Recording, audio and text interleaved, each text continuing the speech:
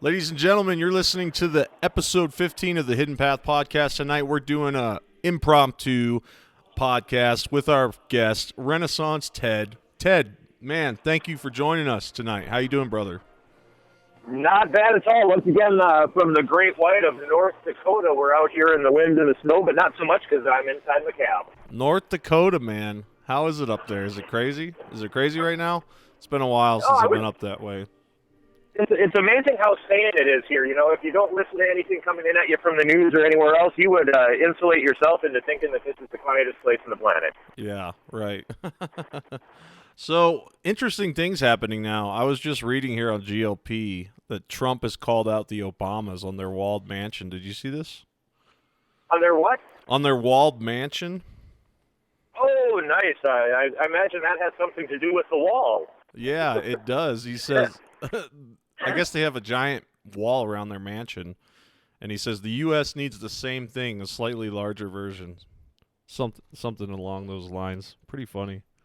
Yeah, I would say, they really boxed themselves into a corner. They tried to make a financial argument against the wall, but, $5 billion is really a rounding error.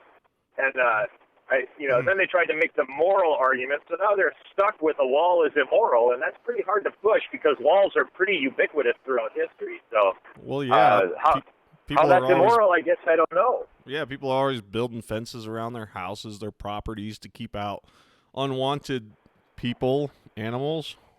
Oh, yeah, exactly. And I would say that I think this is, getting $5 billion for the wall is kind of it's more of a strategic move. Even if he gets $2.6 billion, but gets more or less an approval through the Senate and the House, yeah, it really doesn't matter what that amount is, as long as it says something like wall, because at that point where you get to is you're going to be down on the border with a lot of construction equipment and the Corps of Engineers and all that building this giant construct, right? Yeah. So you have to register some form of approval from the left, or else they'll just be down there going, oh yeah, you got to bring them into it somehow, I imagine. Yeah, and if it costs $25 billion, from what I understand, that's already appropriated in the defense appropriations bill. So the money's already there. So that's why he's saying $5 billion's fine, $2.6 billion's fine. He's just looking for the go-ahead so he can get down there and build it and say, hey, the Democrats said it's okay, we voted. Right. Yeah. So there's a lot of other happenings, too, happening behind the scenes. A lot of Q-related incidents, a lot of Q-related intel we're receiving. A lot of weird stuff floating around out there. What do you make of that? Oh, I think it's the most fun since sliced bread. Really, quite literally. I don't have time to decode. Yeah, I don't have time to decode the posts individually. That's more of a 24/7 kind of situation, and I have a vast amount of respect for, like X22, Just Informed Talk, Serial Brain. Yeah, those are great. Great resources. Yeah, they spend a lot of time, putting a lot of effort into putting it all together and throwing me a few theories out there. And a lot of them have slightly different theories about what's going on. That's great, but I get to listen to them all and then look through whatever my lens is and say, hey, I like this or I like that, or. The important thing is that we have a back channel of information. The whole thing about Trump was let's go around the mainstream media message because, since, I don't know if you look up the congressional record of 1917, they actually said, hey, we're very concerned because J.P. Morgan just bought up all the papers in the country. Wow. Not all of them, but 25 most major outlets. And the reason they did that was to scrub any mention of the central bank from our media, so nobody knows what they're doing. Well, that's you've hit it too. Is another important topic is the Federal Reserve. He's been hammering that one hard lately. It seems like I would bringing say the it to Federal people's Reserve attentions. Oh, I'm sorry. Go ahead. I stepped on you there for a moment. I was going to say he's really bringing it to people's attention. The Federal Reserve. Oh, and I think he's doing it in a pretty brilliant way, too. He's just letting them do what they do. What the Federal Reserve does is manipulate things until they take all our money. Right. And, I think a lot of people are waking up to the idea that, hey, the crash of 2008, it wasn't accidental. Rolling Stone published the article where the Treasury Secretary met with all the powers that be in the financial district before the crash and warned them all. Yeah. So they were able to sell out short and get all their cash out and left everybody else holding the bag, Yeah, and what we ended up doing was, bailing them out, some of them anyways. And they use that money to have parties and celebrations. It was a mockery, is what it was. Of just the Oh whole yeah, you know what? thing. I don't know if everybody knows this. 2008 was the best year on record for the bank. There's never been a better year. Oh, I'm sure. You know, everybody else, hey, we're kind of left giving them the money to make it a good day for them. Yeah.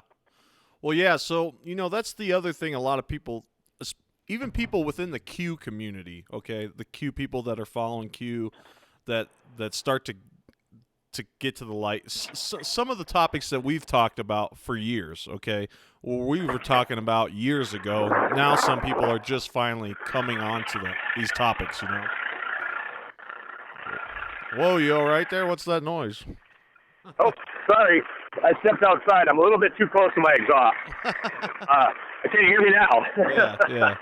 Okay. Yeah, I don't know. Everything we used to, I mean, you and I used to talk for hours on the bus out to our trucks and so forth. And pretty much everything we used to talk about, everyone would just roll their eyes and say conspiracy theories. Right. Now some people are starting to accept these theories more. But the one thing is with the Federal Reserve is what's going to happen if he decides to take it out? Is it going to be like Kennedy, where Kennedy issued that executive order 100101 whatever to allow the Treasury to issue currency backed by silver? Which direction do you think you see it going? Well, I see a slight difference between our current situation and the Kennedy situation, Definitely, right? yes. So during the Kennedy situation here, the Federal Reserve was strong, the Federal Reserve was powerful, and the Federal Reserve has the luxury of doing anything they wanted. Right. Currently, the Federal Reserve really racked up the debt in the last 20 years. I mean, let's look at Bush and Obama. Both of them added, $10 trillion to our budget. Or to our debt, Easily. rather, our national debt. Oh, yeah. And, all right, well, they backed themselves into a corner. Now, if they raise interest rates, the debt becomes unpayable. We're already paying $300 billion per year out of our budget right now. That's just interest on the debt. Wow.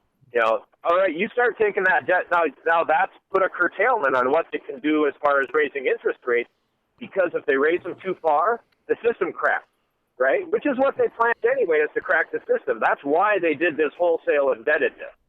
But the plan was to fight us like a bunch of chickens against Russia and China, and then have China come out to be the winner.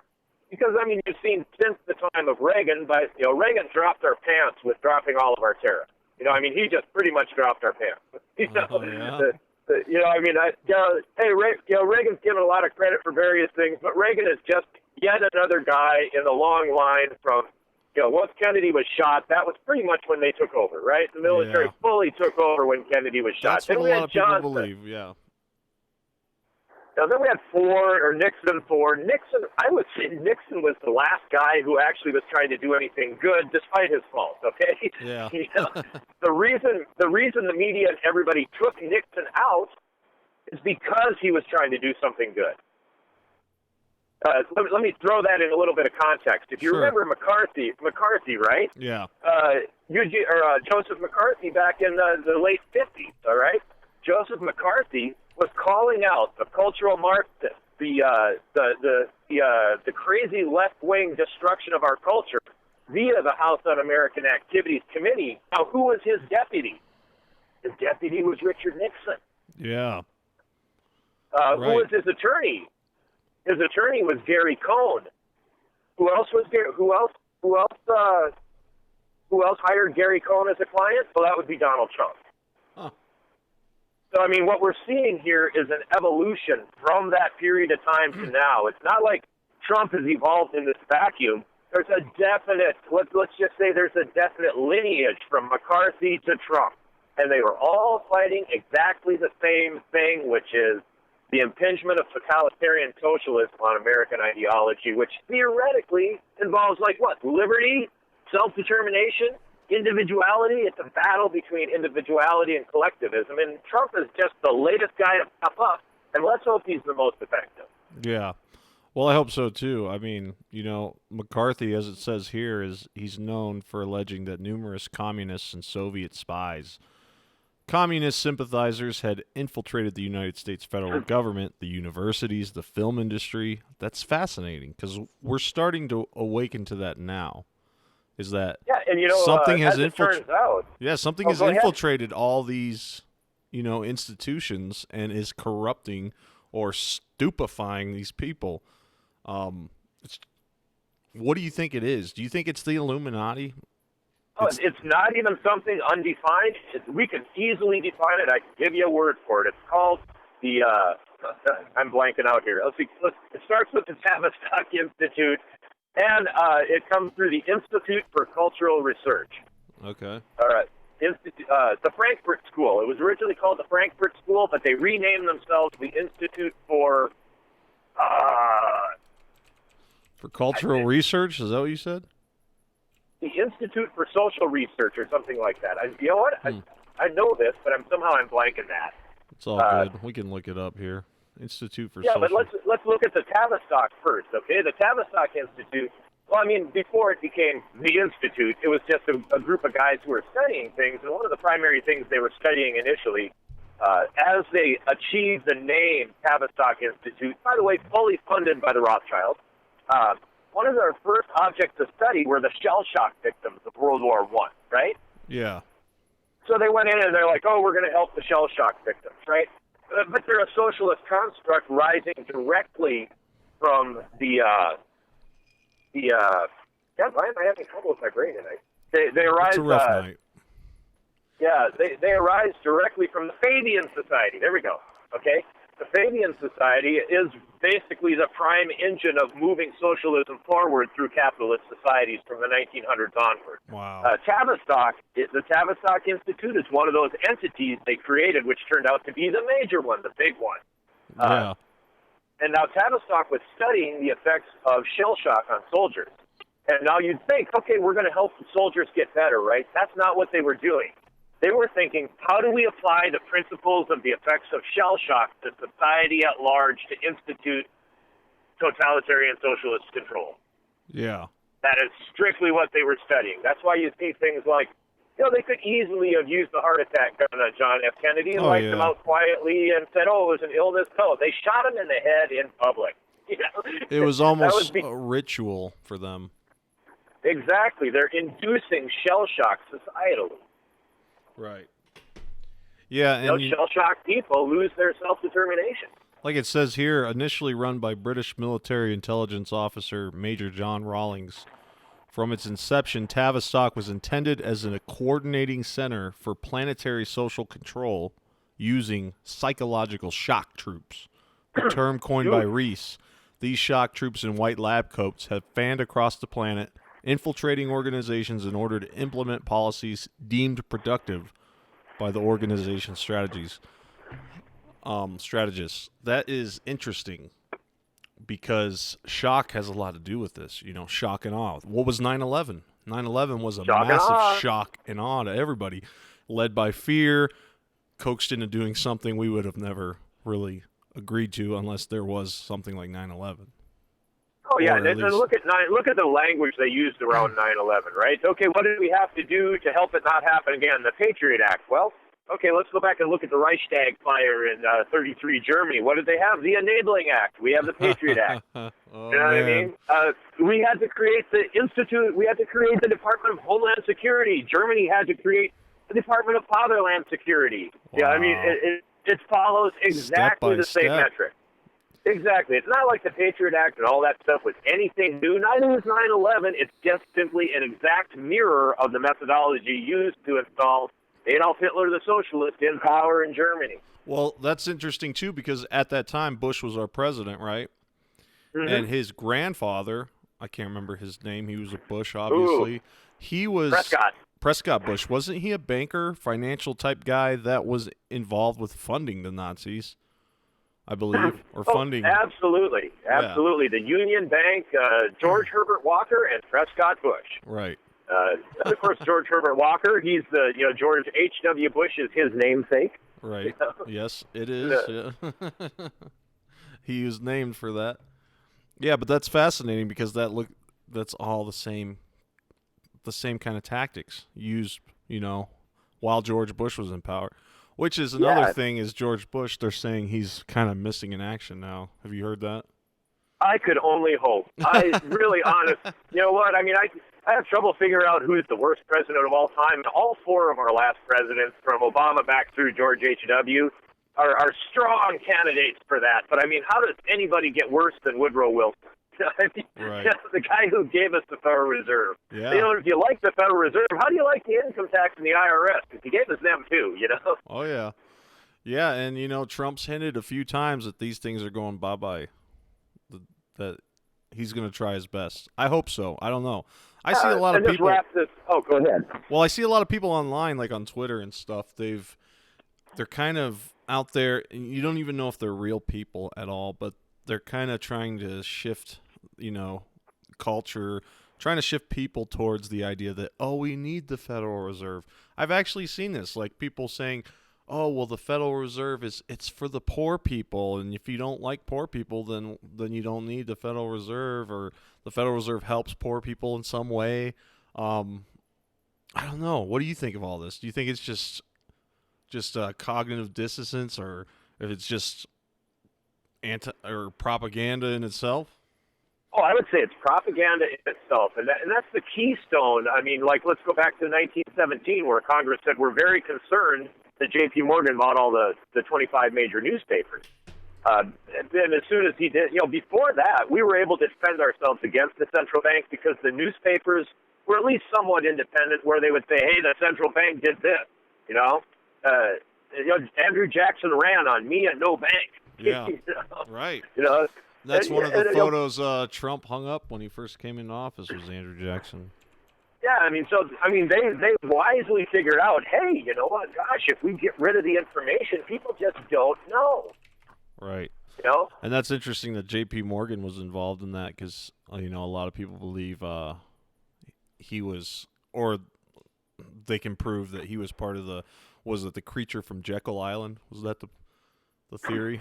Oh, yeah, one of the founding members of the Federal Reserve. But if you keep in mind, when J.P. Morgan died and all of his heirs were going, oh, we're going to get all the money, they found out, oh, he only had like a couple $1 million. He was just running a trust for the banking cartel. Yeah, you know? right. Yeah. So it's like, oh, he was the administrator of a large amount of money. He wasn't the owner of a large amount of money, you know.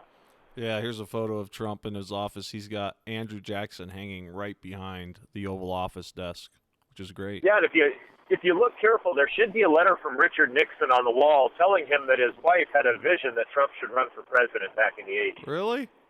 Holy yeah. cow. I forgot about that one. I kind of, yeah. Nixon said his wife thought about it, but Nixon talked to Jean Dixon a lot. She was the official White House psychic.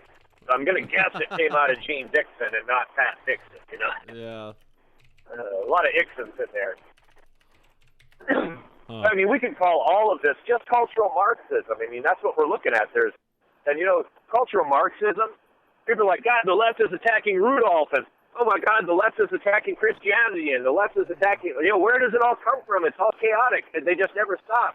I don't know, it's real simple. It's called critical theory, advanced by Herbert Marcuse. Oh, yeah? Back in the late 50s, critical theory, if you look it up online, it's a very complex theory, but if you boil it down to it, just means criticize everything and don't stop. Wow. That sounds a lot That's all like it liberalism. Exactly. Anything that becomes a cultural touchstone or is a cultural touchstone, from Shakespeare to Christianity to Rudolph to Santa to anything that people start to coalesce around as any kind of a cultural touchstone, as soon as they find a cultural touchstone that people are gravitating towards, they simply attack that cultural touchstone. It's not complicated. It's actually simplistic. That's and once you put a name on it, stick your finger on that, and look at it and go, oh, that's just more insanity. You know, cultural Marxism. Yeah. Well, that's a good point, because we've seen that this Christmas, right? What was the latest attack was against the song Baby It's Cold Outside. Oh, yeah, Baby It's Cold Outside. And, you know, that went right along with the attack on Rudolph, the little claymation episode, you know? Yep, and also, they attacked A Christmas Story with young Peter Billingsley. They said, oh, we can't show that. It's got a bullying episode. Oh, like, my gosh. Really? Really? I didn't hear about this one. Yeah. Have you seen any of the latest rap videos lately? Yeah. Do you want to talk misogyny and violence and bullying? I mean, come on. You know, come on. Just watch a rap video. It's all in there. Yeah. Yeah, and not to downplay rap or hip hop, people say, "Oh, that's my cultural touchstone." Well, I'll agree with you. It was until 1994 when the corporates took over hip hop, and everybody remembers Tupac getting killed and everything like that, and suddenly hip hop changed from a cultural expression into a corporate expression. Wow. So do you think maybe the corporate machine somehow was involved with Tupac's assassination? Oh, geez. I haven't studied it in depth, but I it haven't was either, it was just way too perfect. Hip-hop was coming up as like a cultural touchstone for the African-American communities and stuff, and it was actually empowering. It was beginning to discuss things like personal responsibility, and then all of a sudden the corporates take it all over. It becomes just a tool of the giant labels, and suddenly it's all about bling and sex and the usual violence thing, and guns and just kind of promoting a society that kills each other, and that's a lot like Kanye West now. Kanye West, a lot of his rap, anyways, that I've heard, is a lot of downplaying that kind of stuff. Like, oh, you don't like it because I don't rap about violence and blah blah blah. And now he's a Trump supporter, so that makes it even worse. Is he still a Trump supporter? I heard he might have backed off of that after his last album failed. I don't know. I don't heard know something. Either. All I know is he was in the Oval Office wearing a MAGA hat, so I figured he was still a Trump supporter. Oh yeah, Who knows? Maybe it was a gimmick. Yeah. Yeah, but so what's going on with the Middle East? Okay, we got some fascinating things happening out there. Obviously, for people that are tuning in from GLP, that Trump's going to pull out of Syria, and that was a decision that, according to insiders, quote unquote, shocked a lot of his staff. What do you think's going on there? I think we were going to Syria for 3 months about 8 years ago, and we're still sitting there in Syria. And there's a reason Obama vastly supported the Syrian thing, and Trump was against the Syrian thing. And you might say, hey, they both bombed Syria. What's going on there? That they're both the same. It's like, well, actually, it's completely different. There's a real interesting difference that between the behavior of Trump and Obama regarding Syria that pretty much makes it a Rosetta Stone for decoding the entire Middle East conflict. Yeah. Right. And that would be in the choice of target, right? Okay, so Obama's targeting decisions were actually decided by Obama himself, all right, in Syria. Okay. And he specifically targeted he specifically targeted Assad forces, government forces in Syria, right? Your standard sovereign government of Syria forces, right? Right. Well, Trump came in, and the mission statement Trump gave them was destroy ISIS. Therefore, we immediately started bombing the other side. I mean, that's pretty strange, isn't it? We went from bombing government forces to suddenly bombing ISIS forces. And if you remember, one of Trump's first directives when he came into office was the CIA will stop funding ISIS. Okay, yeah. and remember Ron Paul got knocked out of the debate basically the day after they asked him, what would you do about ISIS? And he said, I stopped sending them checks. Right there in the debate stage, Yeah. So much truth. Too much truth. If you look at this in a broader context, you'll see, okay, the Bushes were in the Middle East supporting terrorist groups, and the Obamas were in the Middle East supporting terrorist groups. Trump is in the Middle East supporting the sovereign government of Syria, who did not, by the way, under international law, they did not ask us to come into their country. They did ask Russia to come into their country. There's a vast difference between those two things. If you're going to follow the rule of law, which Trump seems to do, I mean, to the letter, the guy is, if you say one thing or the other about Trump, he follows the rule of law in all cases. He doesn't have the guys in black come and drag you away. Yeah, and he's pretty squeaky clean. There's a huge opposition against him, right? To make him look like a degenerate, I guess, to the public. And they've failed pretty hard so far. They've tried to dig up all kinds of dirt on him. I think the worst they've gotten is, grab him by the pussy is about it. Well, I kind of look at it this way. I mean, he's been on camera literally for most of his adult life. He's been a public figure for his adult life. I mean, and when I say on camera, I mean reality series, behind the scenes. I mean, there's hundreds of thousands of hours of footage of Donald Trump on camera saying things, both on and off camera, personal, private moments, you name it. Right. And the best they can come up with is he's talking basically privately to a guy saying, hey, I'm going to put in a Tic Tac because, I'm going to go grab her pussy or whatever, Right. Yeah. Or that's not technically what he said. He said, they'll certainly let me do it because I'm a billionaire. Now, have you heard...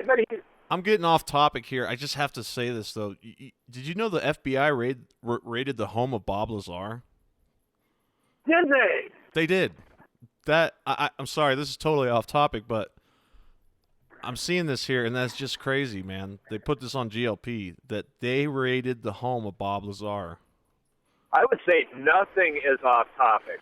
That is crazy, dude. Bob Lazar's been around forever doing whatever the hell he does, talking about Area 51, Element 115. They raided his house. That's crazy. Anyways. Oh, suddenly crazy to me, that heavily builds Bob Lazar's credibility. I always wondered about his stuff, but now with that piece of information, now I want to connect. How do you raid Bob Lazar after raiding, say, the Clinton whistleblowers? Right. It's the same group of guys who are doing it. What's the connection? And people say, oh, you're a conspiracy theorist. I'm like, no, I'm not. I connect things that look like they don't fit until I figure out how they fit. Yeah, well, and obviously, what is it? Is it a rogue element within the FBI? Is this part of the deep state, quote unquote? I don't know. I'm having trouble starting to.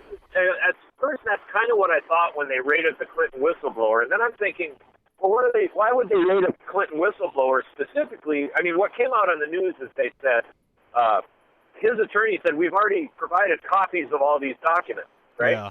So the FBI went in and took the original documents. Right.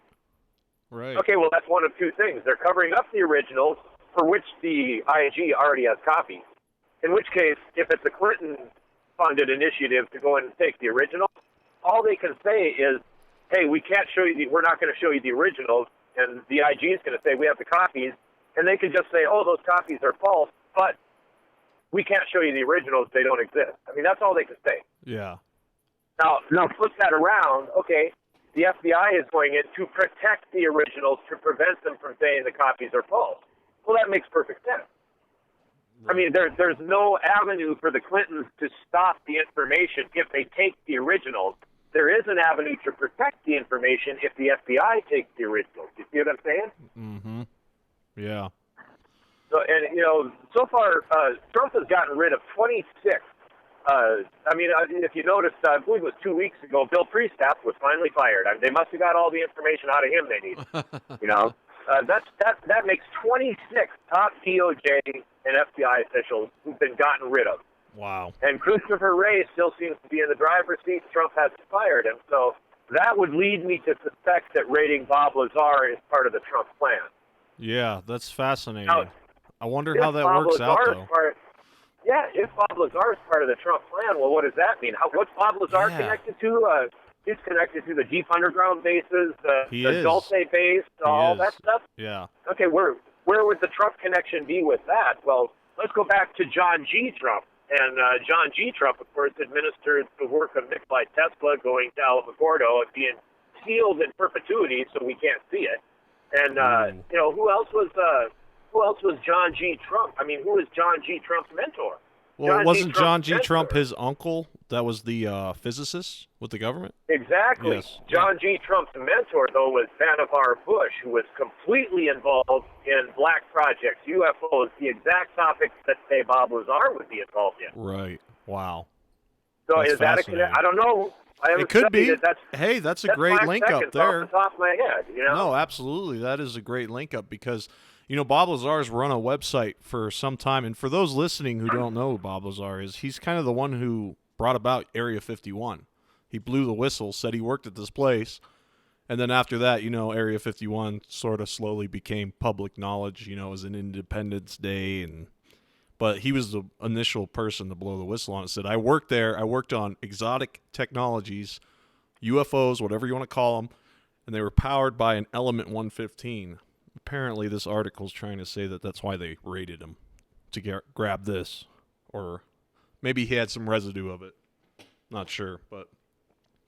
Yeah, not 100% sure, but I mean, they seem to be raiding people for the purposes of information. I mean, let's put Bob Lazar aside for just a moment. Sure, yeah. They seem to be going after first-person documentation and verification of things.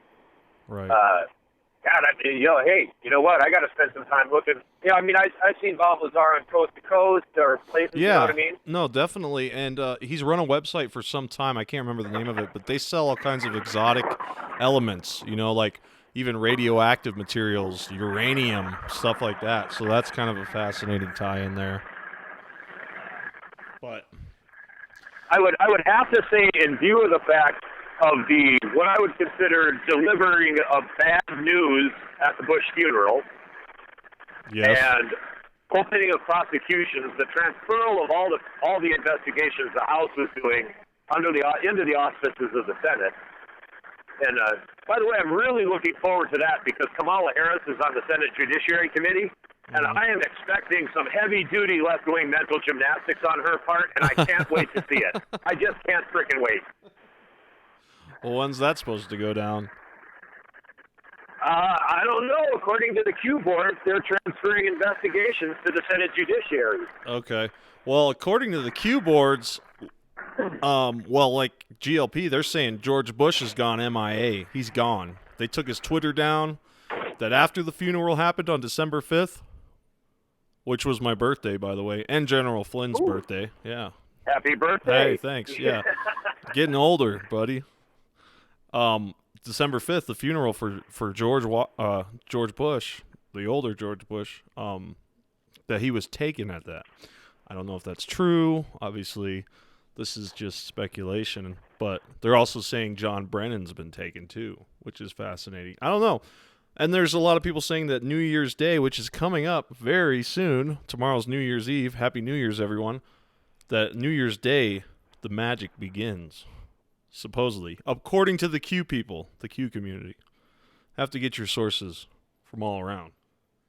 Oh yeah, absolutely. And I mean, I would say that the cleaning of the judiciary, the taking of the Senate, and I don't know if you noticed, but they quietly appointed Martha McSally into John McCain's old seat. Yeah, I seen that. Mm-hmm. Yeah, that's an extra senator, Yeah. Yeah, totally.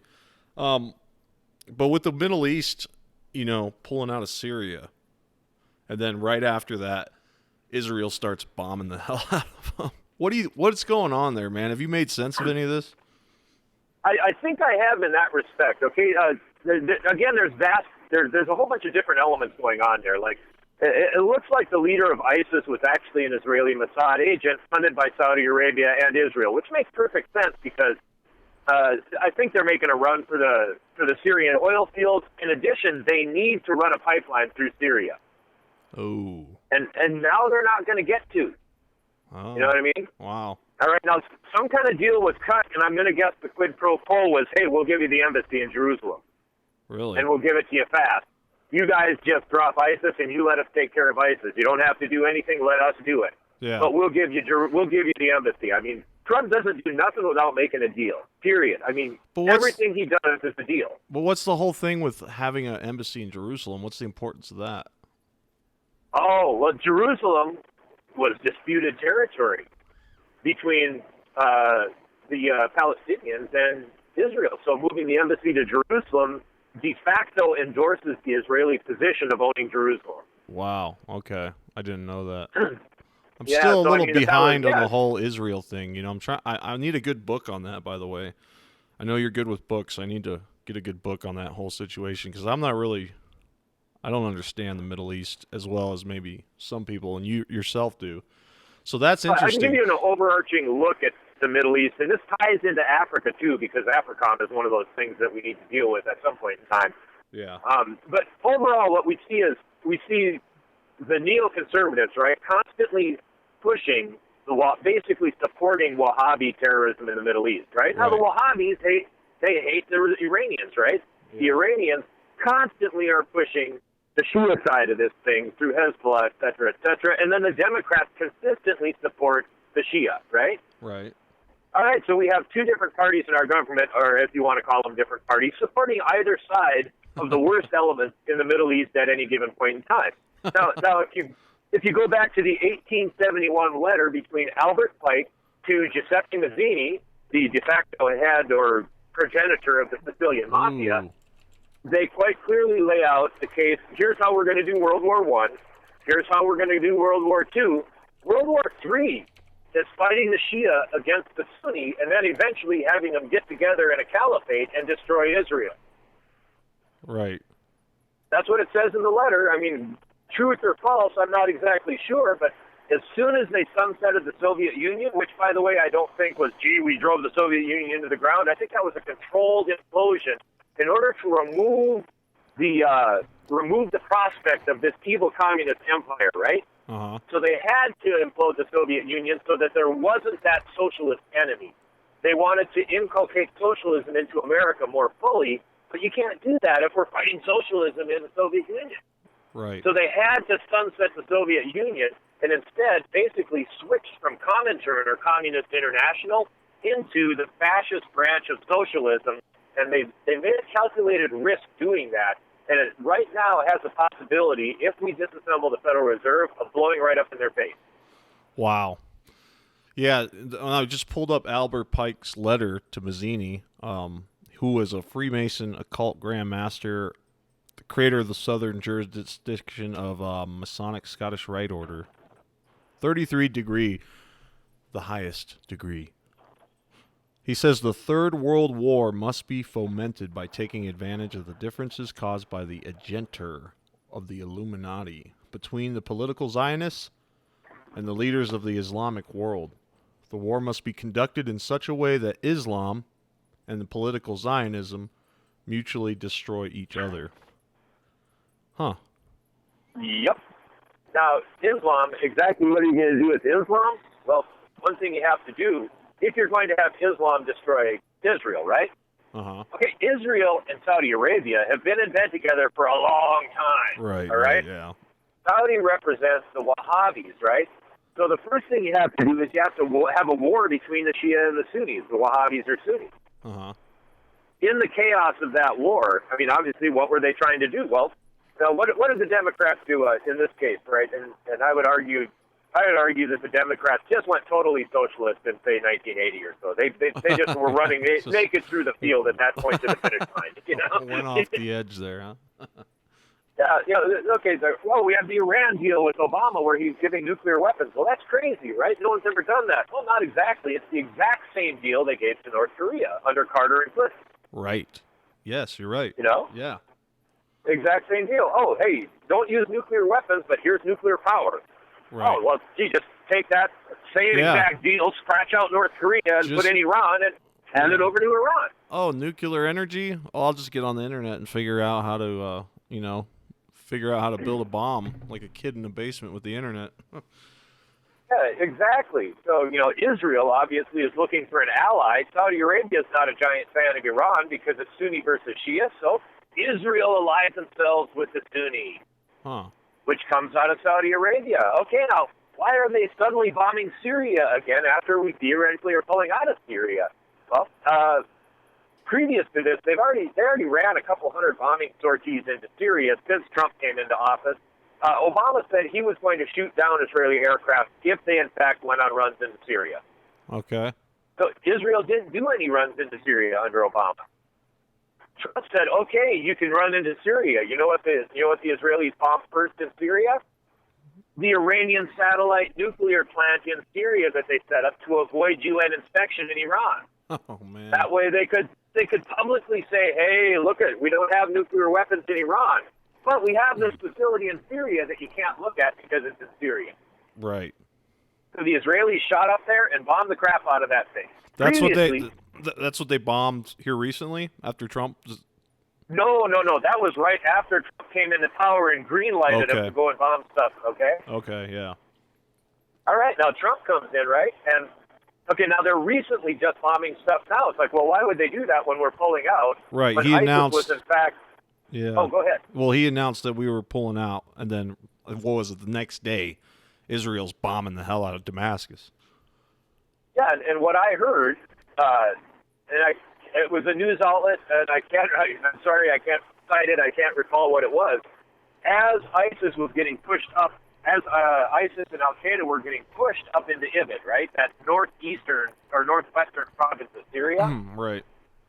They were Google exposing caches of they were exposing caches of weaponry, chemical weapons, etc., that Israel didn't want anybody to know about because Israel had provided them because they were running ISIS.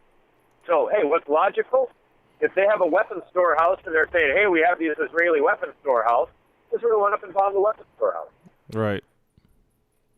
I would say Israel is trying to cover up whatever the hell they're trying to cover up. And right now, that's just part of the deal. I'm okay with that. I mean, hey, everyone was in bed together over there trying to do their own thing, trying to do all this, basically end of the world stuff is what they were trying to do. It's like all going down right here. Yeah, well, let's say now that that's been diffused, hey, you know what? They're going to do what they need to do to bury the body. You know what I mean? Oh. They're going to cover some things up, and that's what we're seeing right now, I think, is the cover-up. We're doing a controlled withdrawal to allow the cover-up of certain public information, but I'm okay with the controlled withdrawal. Syria is firmly in Assad's control. Russia is there helping them out. Turkey is there in the north, and Turkey takes their marching orders basically from Russia. I mean, let's make no mistake about that. Okay. Yeah. Turkey ain't going to say boo without Russia saying, okay, go ahead and say boo, Wow. So things are, and Assad has asked Russia to be there, and they're getting rid of, during Trump's bombing campaign, they're estimating that Trump's bombing campaign, as administered by General Mattis, destroyed somewhere around 40,000 ISIS and Al Qaeda fighters. Wow. And you must have heard that we actually killed 200 Russian fighters also, right? Yes, I've heard that. Yeah, and what Putin say about that? He said, "Well, those were independent soldiers who were out there of their own accord." It's like, you know what? I'm going to take a wild guess that Putin just simply provided Trump with that target. Like, hey, we got these whack jobs who left and ran down there.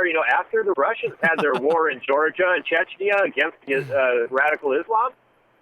I mean, I would say Putin would say, hey, here's a hell of an opportunity to grant visas to all these whack jobs to run down to Syria and join ISIS so that they can be destroyed.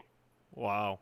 I'm guessing that's what I'm seeing. I mean, I can't find anything to contradict that, especially Putin not saying anything about it when we bombed 200 of quote-unquote Russian volunteer fighters. Yeah, that's pretty wild. Why would that be? I mean, I thought that was a very unusual statement by Vladimir Putin. Yes. Which to me required a certain amount of thinking for an explanation until I found something that made any kind of sense whatsoever. Yeah, what else is interesting about this Albert Pike letter is he goes on to say that then everywhere the citizens oblige, first it says, meanwhile, the other nations, once more divided on this issue, will be constrained to fight to the point of complete physical, moral, spiritual, and economical exhaustion.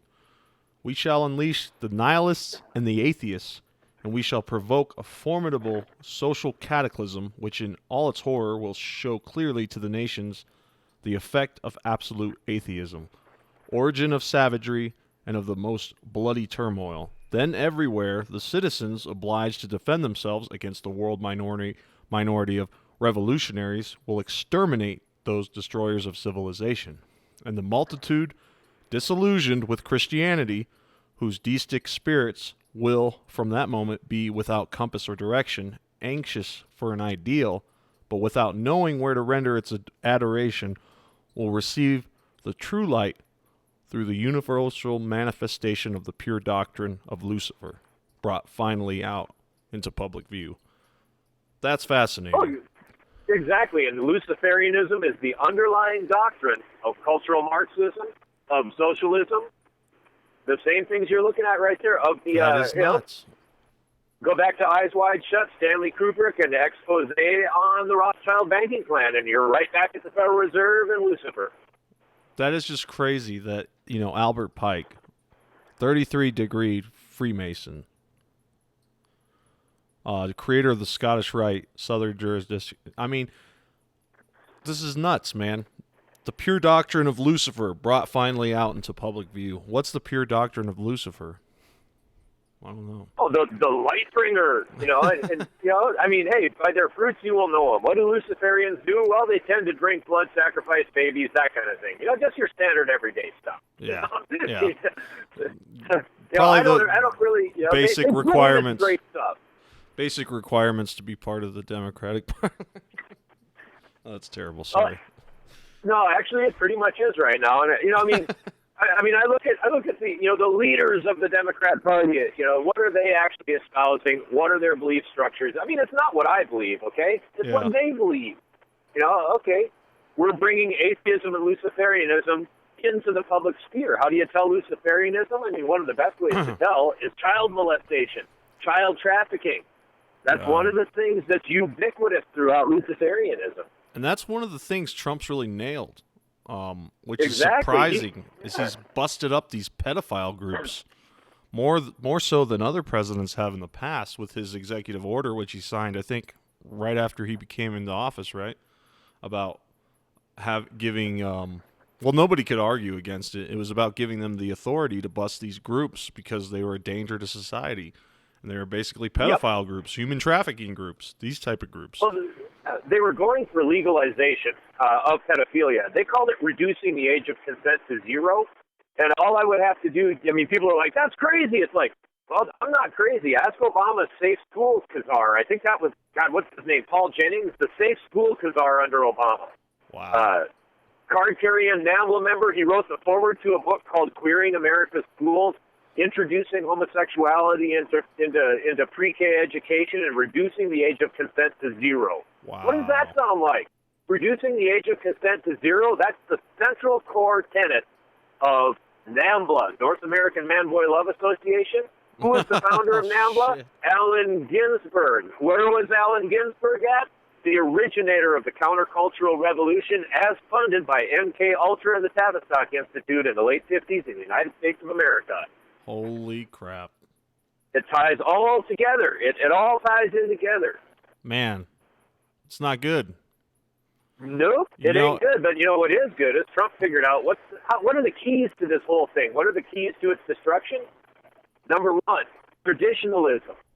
It's traditionalism. That's the opposite of cultural Marxism. Yes. So if you go back to traditionalism, in other words, if you start looking at traditionalism versus cultural Marxism, and just people can just go look at some examples of it just to firm this up in their mind a little bit.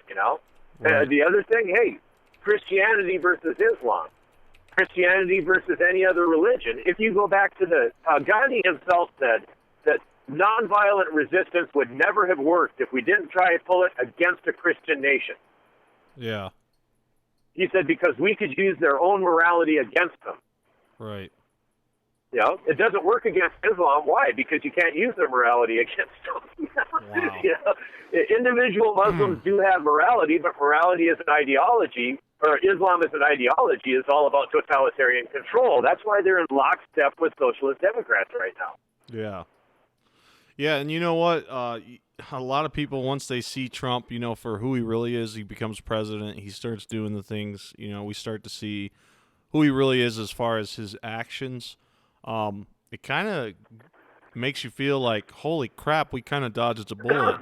I mean, some of us already know we dodged a bullet, but some people that are just now awakening to this are thinking, damn, what would have happened? Look what's going on in France right now over this diesel tax. I mean, there's millions of their citizens are pissed. I don't know where it's going to go. I don't know if it's died down. They would not have been pissed off at all if we'd stayed in the Paris Climate Accord. All of this stuff was supposed to be paid for by us. Remember Donald Trump? He said, we need to get out of this. We're getting nothing out of it, and it's going to cost us $3 trillion. Right. Our $3 trillion was going to go to support the climate initiatives in Europe and other third world countries around. Okay, so Trump removed the funding for the Paris Climate Accords by pulling us out of it. So now they have to fund it themselves. They can pay for their own crap. Yeah, and that brings me to Mad Dog Mattis, our former defense secretary, General Mattis. Did he not tell Trump to stay in that agreement, the Paris Agreement? I think he advised that we should stay in it. He advised against a lot of things that Trump didn't agree with, because Trump's kind of sided with the people of this country, at least, the majority. We think the silent majority, the working majority. Yeah. I think I think with Mattis, people would say, "Oh, it's so chaotic. He's firing the Secretary of Defense." Well, I mean, remember Obama fired Mattis too. Why? Because Mattis did not want to support ISIS. Okay, so Obama fired him for that. Trump hired him for that same damn reason. Hey, he wants to bomb ISIS. Great. So Mattis went in and did his job and did a very effective. I mean, you got your pieces to work with. Okay, Mattis wants to bomb ISIS and he's good at what he does. So he hired him. Okay, ISIS is done. Now we need to do this other thing. Mattis is against all that. Oh, okay, we just get the next guy in. Right. That's not chaos. That's just called hiring the right guy for the right job. Well, then there's the whole other aspect, this Q aspect. We got to talk about it. That say Mattis is going to be on the Military Tribunal Council. He'll be one of the judges. Oh, I didn't. Hey, news to me. I did not hear about that. Yeah, that's been going around. I don't know if that's legit or not. Obviously, we don't know if any of this is legit, but yeah, that's one of the rumors. That him and Sessions and a couple others are going to be part of the Military Tribunal Council, judging some of these our worst traitors that have been, that have perpetrated their crimes. I don't know if that's true. This is starting to look brilliant now. Okay, so Trump has basically attacked all these individuals, so they come out against him. He comes out against them, and the media picks it up and says, "Oh, Mattis is awesome. Sessions is awesome. Fuck Trump." And suddenly these guys appear on a military tribunal, and they can't say shit. Well, that's what's been happening. You know, my brother, he's kind of a moderate. He considers himself to be a moderate. He takes in both sides. He's open-minded. And, he's mentioned to me lately about how much liberals in general are gravitating towards figures they wouldn't normally, glorify, like Sessions. Liberals sticking up for Sessions. Really? Sessions, the Southern conservative, anti-pot dude? Really? Yep. Or like Mattis now, I mean, it's kind of funny the way it's all happened. And is it 14D, interdimensional chess game? Maybe.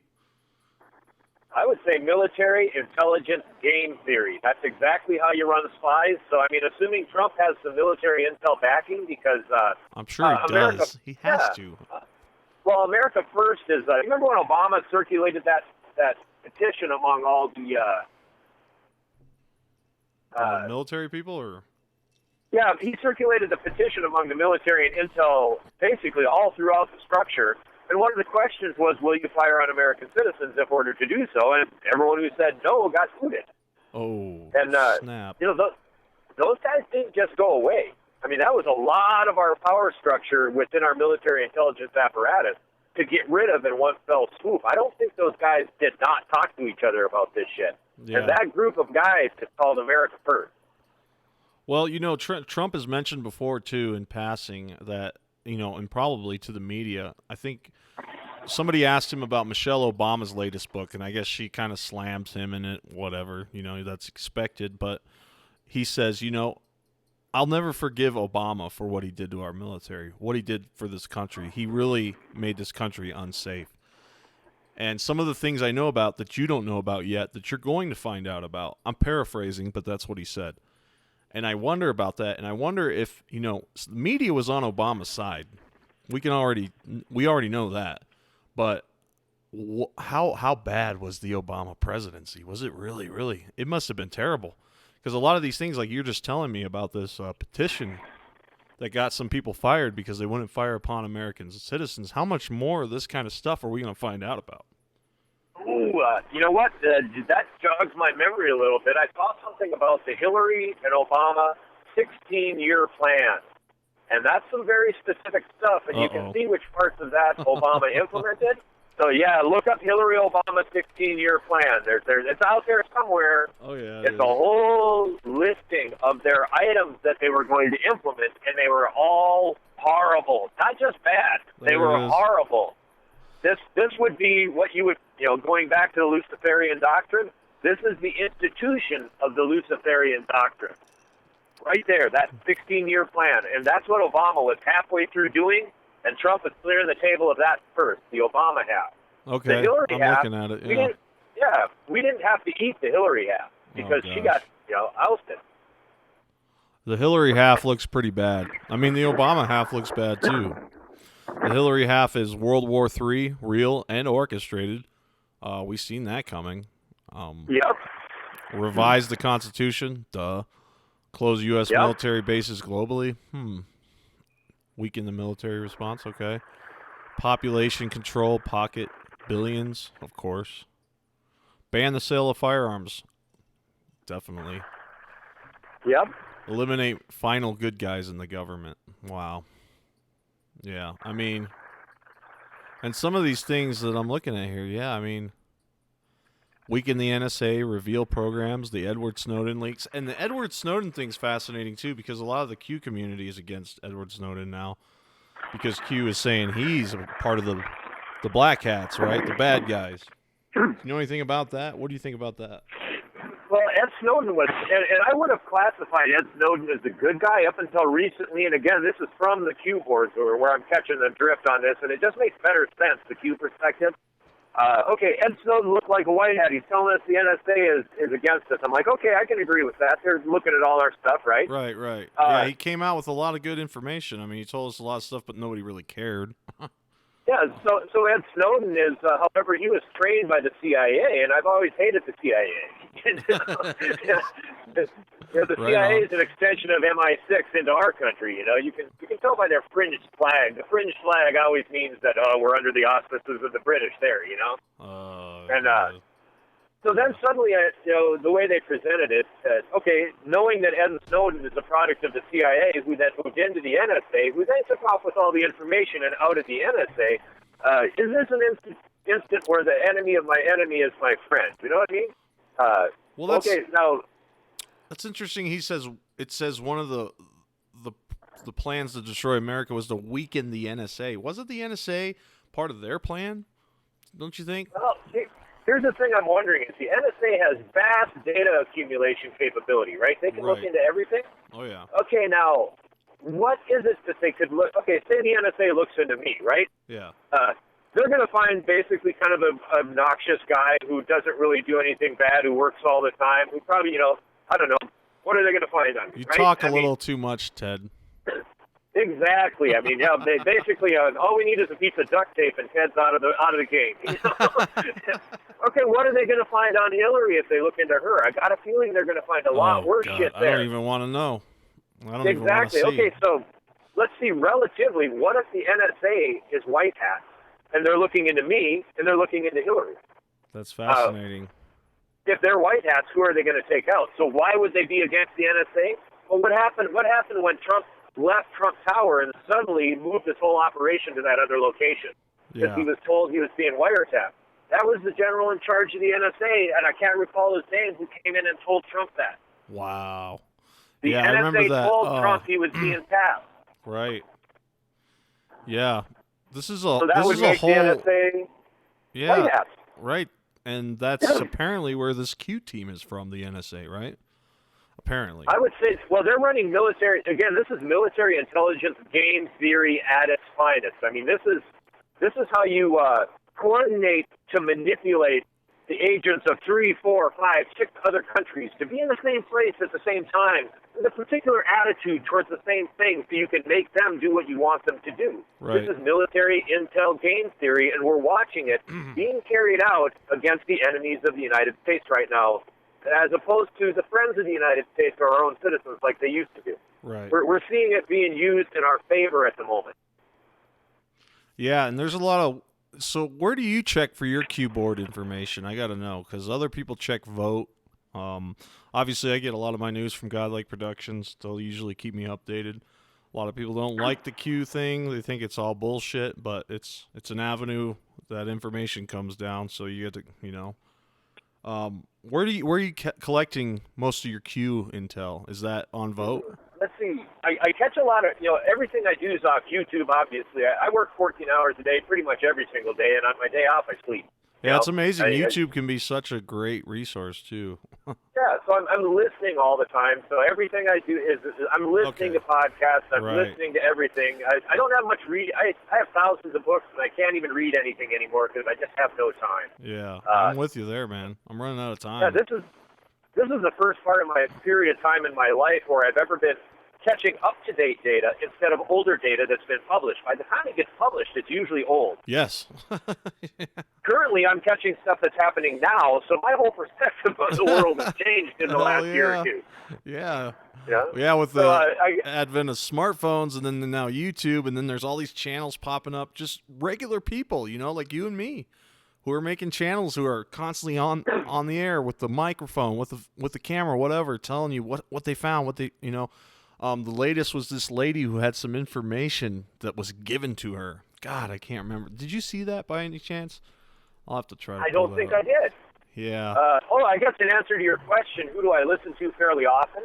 I love Dan Bongino. He's becoming kind of mainstream now almost. He has a non-Q perspective, but he has different sets of information coming into him, and I kind of like that. Yeah. I like Dave Janda. Dave Janda's pretty good. He always has some interesting takes on things. Now, going more Q specific, I like Just Informed Talk, and I can't recall the guy who does that. I also like the X22 report.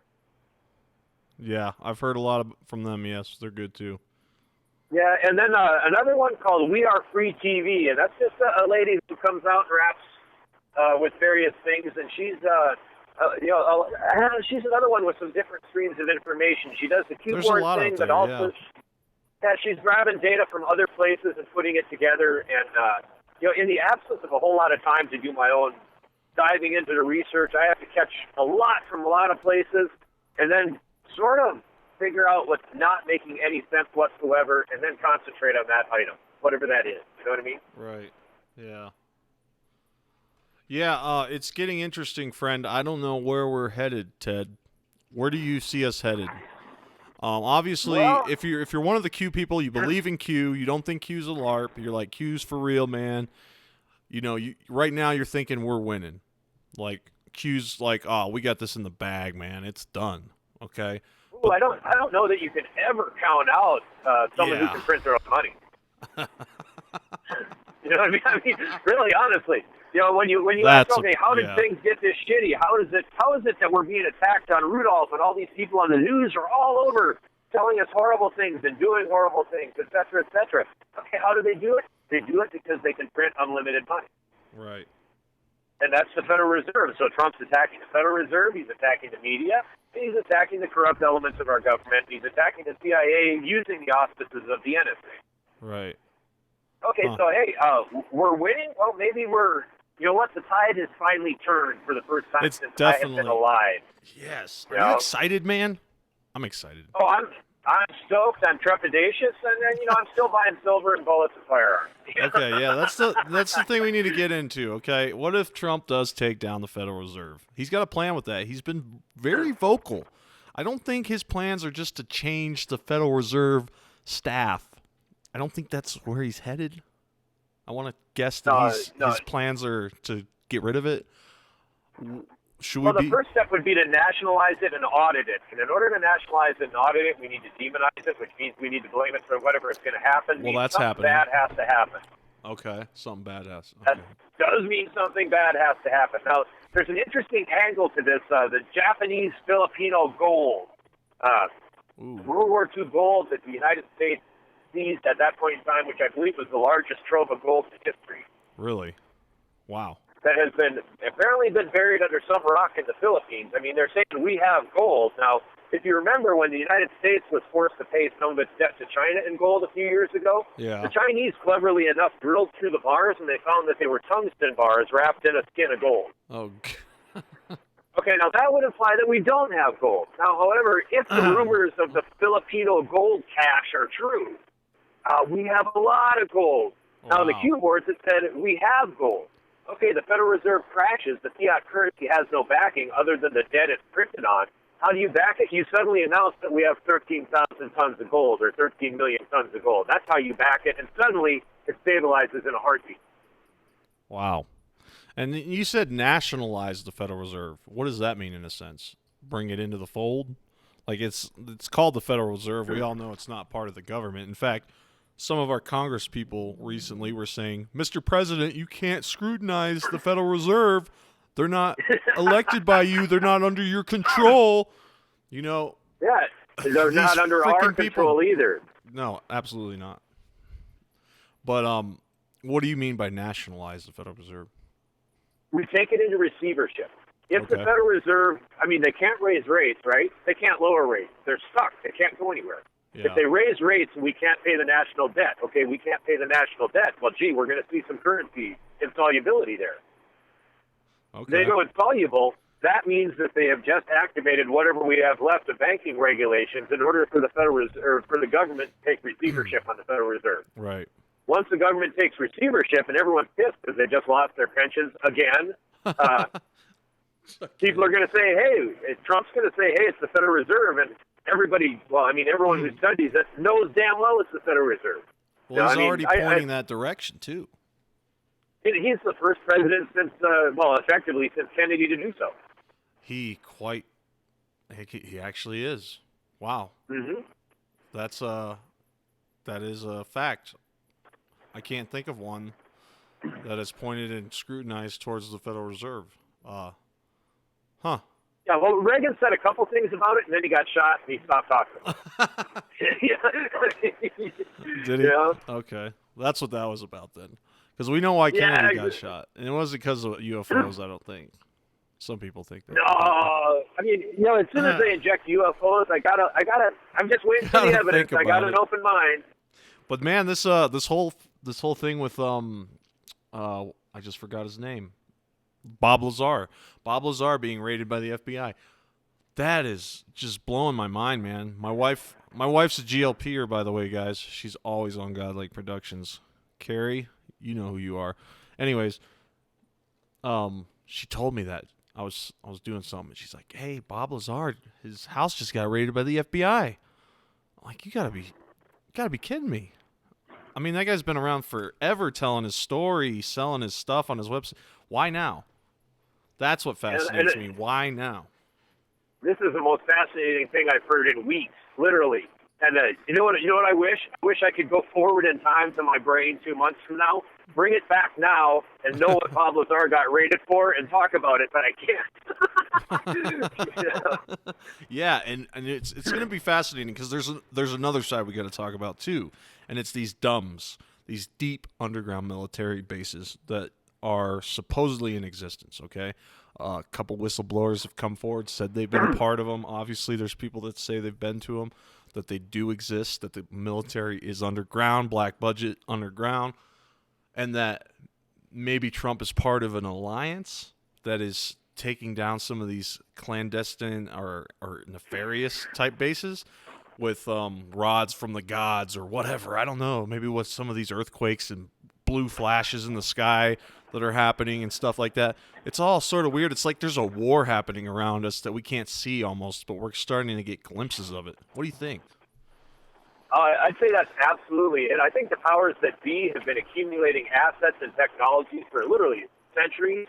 And in addition to rediscovering technology of the ancients, of course, I always got to drag that in there, you know. But let's look at the deep underground military bases. And this is something, and I can't verify that there are deep underground military bases. One thing I can verify is one time I was looking, this was like 10 years ago, I was looking through the military surplus ads. I was trying to find a ship for whatever reason I was trying to find it for at the time. Thinking about creating my own country floating through the world, you know? Dude, I'll be a citizen. Yeah, there you go. The world of Ted, you know? Man, that sounds awesome. One thing I found, though, is there's a huge, remember those machines they used to dig the tunnel? Those great big giant excavating machines? Well, doesn't Elon Musk have one of those? He's doing something underground. He's trying to build a tunnel under L.A. I think he might have one of those. Big drills. I did not hear about that. That's his third company. It's called the Boring Company. It's like a pun on words, like boring. It's boring, but it's boring. They're boring. Yeah, they're going to bore a tunnel under L.A. They're trying to do that, but anyways, yeah, I've seen the big machines though. Yeah, what I saw in the military surplus, there were like 40 of these things that were worn out being sold. Really? 40? 40? That's a lot. Well, I mean, they didn't even wear out one of them digging the tunnel. No. You know what I mean? I mean, how did they destroy 40 of the things? Wow. You know, I mean, that had me flummoxed for quite a while until I was it Bill Schneider, I think, was talking about the dump quite a lot until he got killed. Bill Schneider started bringing up Dulce, New Mexico, which is just a ways down from Pagosa Springs, Colorado, which was just brought up in the chat. Just down the road, and they're supposedly under the Archuleta Mesa, nefarious base under there. And Phil Schneider was the one who brought it to people's attention, and he died. I can't remember. Did he die from food poisoning or something? I can't remember. Maybe he was shot in the back twice. Maybe he shot himself in the back twice, I think. Shot himself in the back and found face down in a river. Suicide, And it's so common, It happens a lot. It's one of those things. Yeah, but that's an interesting... I mean, the Bob Lazar thing just brings this just blows my mind. It's like, where are we going here, man? I don't know. And Tesla being involved somehow too. I see this weird Tesla tech being revived in Texas. That there's a company out there that's trying to bring back the wireless energy transfer that Tesla proposed to do back in the day. Yeah. Yeah. Oh, I've not heard about that.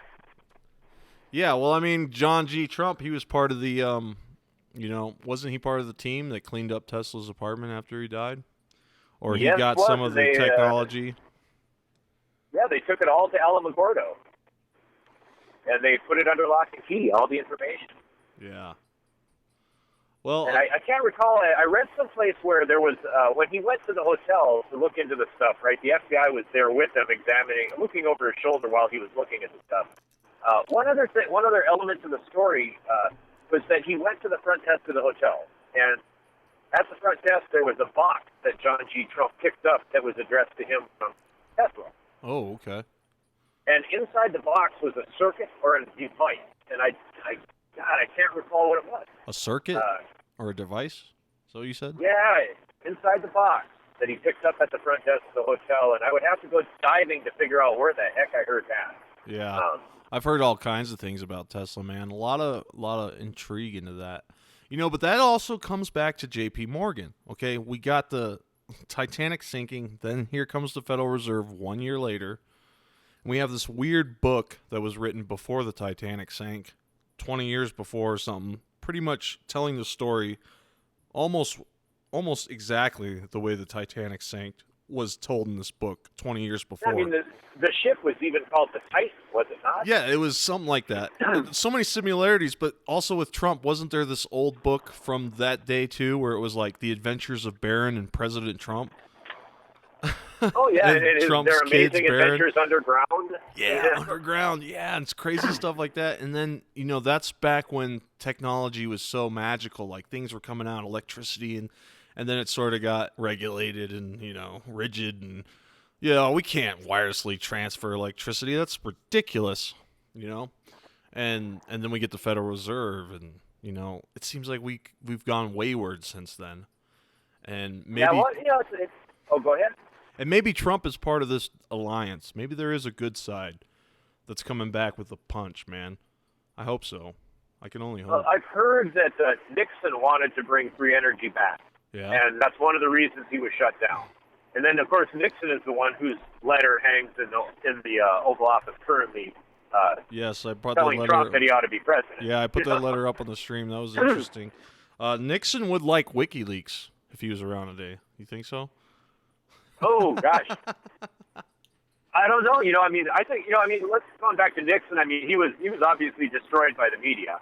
Yeah. And, partially for cause, partially for not. I mean, if you think Watergate's the worst thing Nixon ever did, you got to look again. He did a couple bad things back there, Yeah. But again, Woodward and Bernstein, they missed. I would consider them having missed the big story. The guys who did the Watergate break-in later did deathbed confessions that they shot Kennedy. I mean, how did they miss this? And here's the big question. Okay, he tried to cover up the break-in. They were trying to get information. I mean, what was the information they were trying to get? Where's the who, what, where, when, why of the media at this point in time? Yeah. They ignored what I would consider the big elephants in the room and just said, oh, he covered up the break-in. Right. Going to Benghazi, Benghazi, we ignored everything about Benghazi except for what? A video. You know, we ignored the why. We ignored the what. We ignored everything about Right, it. it was like some Just, video on YouTube or something.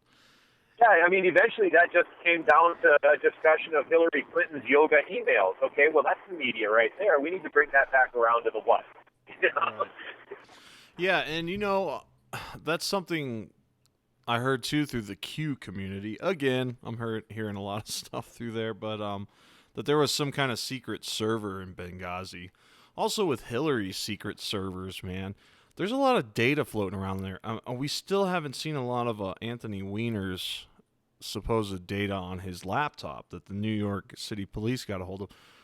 You know, what's going on here, man? Something is mounting, I think. And that you bring up an interesting fact about Nixon being torn apart by the media. We see the media as an enemy now. They're scared, man. They're really scared, and you think Trump's playing them with a lot of this stuff, like him and Sessions fighting, him and Mattis fighting, him and some of these people fighting. I mean, the General Flynn sentencing, all this stuff. It's crazy, man. It's hard to guess where we're going next. I think I need to dive in. I mean, I've heard the term game theory, and I know slightly, a bit about it and everything like that. But I need to dive into game theory some more, so I can. I got a feeling that's the key to the whole thing. Is when you discuss 4D chess, you're right in game theory. That's what you're talking about. Yes. You know what I mean? 14D underwater chess. Exactly. I need to dive into that maybe a bit more in the next couple of weeks so I can discuss it more intelligently. You know what I mean? Have you seen this strange phenomenon happening wow, that's a trip. In New York City, there's this blue glow over the sky. I'll try to bring it up. They're saying it was a transformer that exploded. Other people have their conspiracies. Blue sky, New York City. This happened a couple nights ago. That's what happened there. That is a trip. Obviously, it does look like obviously it does look like a transformer has blew up, but it scared a lot of people. They thought it was like an alien invasion. Some folks. And then a yellow sky, I can't remember where, but now we have this new one that just happened. A strange electric phenomenon seen in Dublin. And it's some kind of like electricity in the sky. Look at that. That is so weird. I wonder if it's any. Remember the spiral over Norway when they were giving Obama the Peace Prize? Oh, yeah, that was weird. They gave Obama the Peace Prize when that was happening? That just makes it even weirder. I believe so. I mean, that's very strange, considering he mobilized more troops than George Bush and dropped like 20,000 bombs a month. You know what I mean? Oh, yeah. Well, you remember him giving Biden the award? Joe Biden got the medal. Man, that is weird. Oh, I don't recall that. What did Biden get a medal for? I'm not sure what he got a medal for. Joe Biden. Creepy Uncle Joe gets a medal. Yeah, he's going to be the Democrat leader for president. Here, it receives the Presidential Medal of Freedom from President Barack Obama, where he was like crying. He's like, "Oh my gosh, this is my." I don't know. I think the best video on Joe Biden that I've ever seen is when Jeff Sessions had his family up in front when he was being confirmed for Attorney General. And Joe Biden made the grab for his granddaughter, and Jeff Sessions slapped his hand away. What? That tells it all. Yeah, look up Jeff Sessions slapping Joe Biden's hand. Really you got to check that out. It really happened. It's right there on video. Dude, that really did happen. Joe Biden I'm gonna have to play YouTube. it. Sorry, YouTube. I'm gonna have to play it. Yeah. What happened? Oh, here he goes. He's gonna go in for a little kid action. Wow. Yeah. And if you look up Joe Biden, pedophilia, Joe Biden, creepy Joe, you will see Joe Biden so often copping a feel on photo, right during photo ops. He's like, get the hell away from that kid. Well, not too much like that. Look at him. He gave him a disapproving look. Wow, that's messed up. I've never seen that. That's pretty good. I mean, Joe Biden even had surgery to remove a brain tumor because he couldn't stop being a pedophile. And that's all been held under the rug. Now, look up Joe Biden brain tumor surgery pedophilia. I mean, really? That's pretty good. I mean, unless I'm hearing wrong. Obviously, I wasn't in the office, but, Tumor removal, He had a tumor removed. Huh? Oh, the facts from the New York Times. Yeah. Huh. Interesting. Yeah. Well, I don't know, man. It's crazy. These people are nuts. I don't know where it's going. This is a strange phenomenon in the sky, though. That's getting me. I'm starting to wonder what the hell's going on there.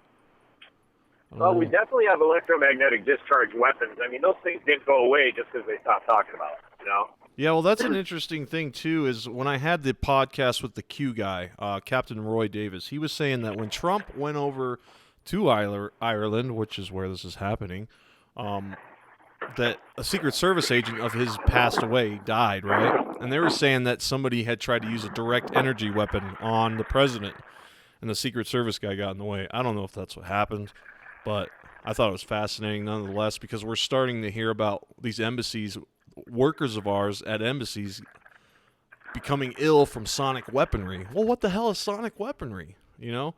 We don't even know much about that. So. I'm not even sure it's sonic weaponry. I mean, I would tend to think that it's more electromagnetic weaponry, and they don't want to say electromagnetic because then people would start talking about 5G. You know what I mean? Right. People would start talking about electromagnetic what's going frequencies. on there? Right. Yeah. If you say sonic, it sort of removes the entire. Yeah, it makes it less glitz and glamoury, I guess. Less technological. Yeah. Not too much though, because it seems exotic weaponry. But it removes the attention from the electromagnetic frequency. That's true. Yeah. Calling it acoustic weaponry would be like taken away from that. Definitely, I could see that. Yeah, exactly. Yeah, and some people think these California wildfires were, directed energy weapons. Again, some weird stuff there. I'm going to use DuckDuckGo. I've been using DuckDuckGo tonight instead of Google. I'm trying it out. Directed energy weapons in California fire. That is weird. Yeah, things you don't get to hear on Google necessarily. Or if you type them into Google, it just comes up with Snopes right away. Wow, DuckDuckGo's pretty cool. I'm liking it. Look, they got an image search now, which I love using image search. Check this out. Buildings burned to the ground. Trees all around them. The trees are fine. The trees, the whole neighborhood's burned to the ground. The trees are still there. That's weird. Yep, and then if you look now, people trying to rebuild, they're hit with so many regulations they can't rebuild. So they're going to green California by burning everyone out, and then letting it go green again. That's right there, UN Agenda 21 stuff. And by the way, that brings me back to the Green New Deal that is currently being started in the new Congress. That's their big plan. That's slung out by Ocasio-Cortez, right? Yep, and Al Gore. Good old Al Gore. Ocasio-Cortez. Yep. Yeah, and they're going to use all these investigations to cover up the real goal that they have right now, which is to get that Green New Deal in place, because that is their new control matrix plan. Okay, so tell us the Green New Deal. So tell us a little about that. What's part of that deal? Oh, well, the things you'll see in the Green New Deal are going to be things like, hey, nobody's allowed to burn wood anymore. It's too carbon non-neutral, so you're going to have to get your energy from corporate sources, like natural gas, that you can't go out and cut yourself. You have to buy it from a big corporate conglomerate. You're going to have mileage taxes on your vehicle where they keep track of each individual mile you drive and then gradually raise the tax until you can't drive more than a mile. The hypocrisy never ends. Yeah, and now individual counties are going to be given these giant mandates where they have to conform to all these multiple thousands of pages of regulations. Wow. And if they miss any of the regulations, they're going to get sued. They're going to lose their entire financial base, and then they won't be able to afford to keep up the county roads anymore. And gradually, you're going to lose the capacity to transport yourself to your own damn place. Yeah. And by that metric is the way they're going to drag everybody into the metropolitan areas for greater control. Yeah. Well, you know what's fascinating? We went out to eat today. Well, I'm not going to say the restaurant. They serve seafood. Everybody has one in every major town. We went out to eat, and in the menu, and the waitress was like, you know what? Do you need straws? because our thing is, it says in their menu, our thing is that we don't let if you choose not to use a straw, we appreciate it because it's bad for the oceans. Plastic straws. I'm thinking, first of all, I'm not throwing plastic straws into the ocean. Somehow they're getting there. I don't know how. But they are a hazard to the ocean. But I'm at a seafood restaurant. There's lobsters in a terrarium in the front, and they're about to die. I mean, we're eating seafood. Yeah. And we're caring about the oceans now. I don't know. It's just kind of funny thing I thought I'd mention. Well, I mean, that's an all. Let's just call the. Rosa Quire, Koire. She wrote a book called Behind the Green Mask years ago, unmasking the entire environmental movement as part of cultural Marxism. Yeah, and we had that lady. We had that lady on a couple episodes ago. She was hitting on this. Kathleen. Yeah, Kathleen. She was hitting on this, man. Do you think that's really going down still? It's still going down, obviously. Oh, absolutely. And there's some basic contradictions within the whole thing. Like, let's look at the Clive and Bundy thing, okay? We have to get Clive and Bundy's cows out of the desert in Nevada because they might step on the desert tortoise, right? So we're going to save the desert tortoise. Therefore, we're going to go in with 338 Lapuas and snipers and take out Clive and Bundy. Wow. And you look at, and then you're like, oh, what's the overarching reason? Well, they removed all of Clive and Bundy's neighbors all around him. It took over everybody's grazing rights, right? Wow. But why are they removing grazing rights through that whole I-15 corridor? And then you look at Ted Turner. He wants to create a buffalo run down the I-15 corridor from Mexico to Canada to allow the buffalo to roam free again, right? Yeah. But, however, we can't eat meat because the cow parts might cause global warming. However, the buffalo are okay. You see all these basic contradictions? Yeah. Because it's actually just a giant house of cards. It's being pushed by the UN, and if you look at the UN Human Rights Accord, it's exactly the same as Stalin's 1936 Constitution for the Soviet Union. And if you take those two documents, compare them, you'll find they both mirror each other. And they both stand in very stark contrast to the United States Constitution and the Bill of Rights. Oh. What's this? Clive and Bundy versus the world. Huh. Yep. He owes the government over $1 million in unpaid grazing fees and fines. Oh gosh. I wonder how much the world owns. How much is the world in debt? World debt chart. I guess the question to me would be to whom? That's what I'm wondering. Look, it's the whole world. This is all the debt. Oh my gosh. Yeah, I mean, isn't there a Bible verse on that or something? Like the lender is servant or slave to the borrower? Or yeah. The borrower is slave to the lender? I'm sure there is.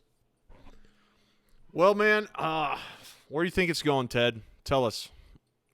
Where do you think we're headed? Right what now, do you see in the near future? The good fight is being fought.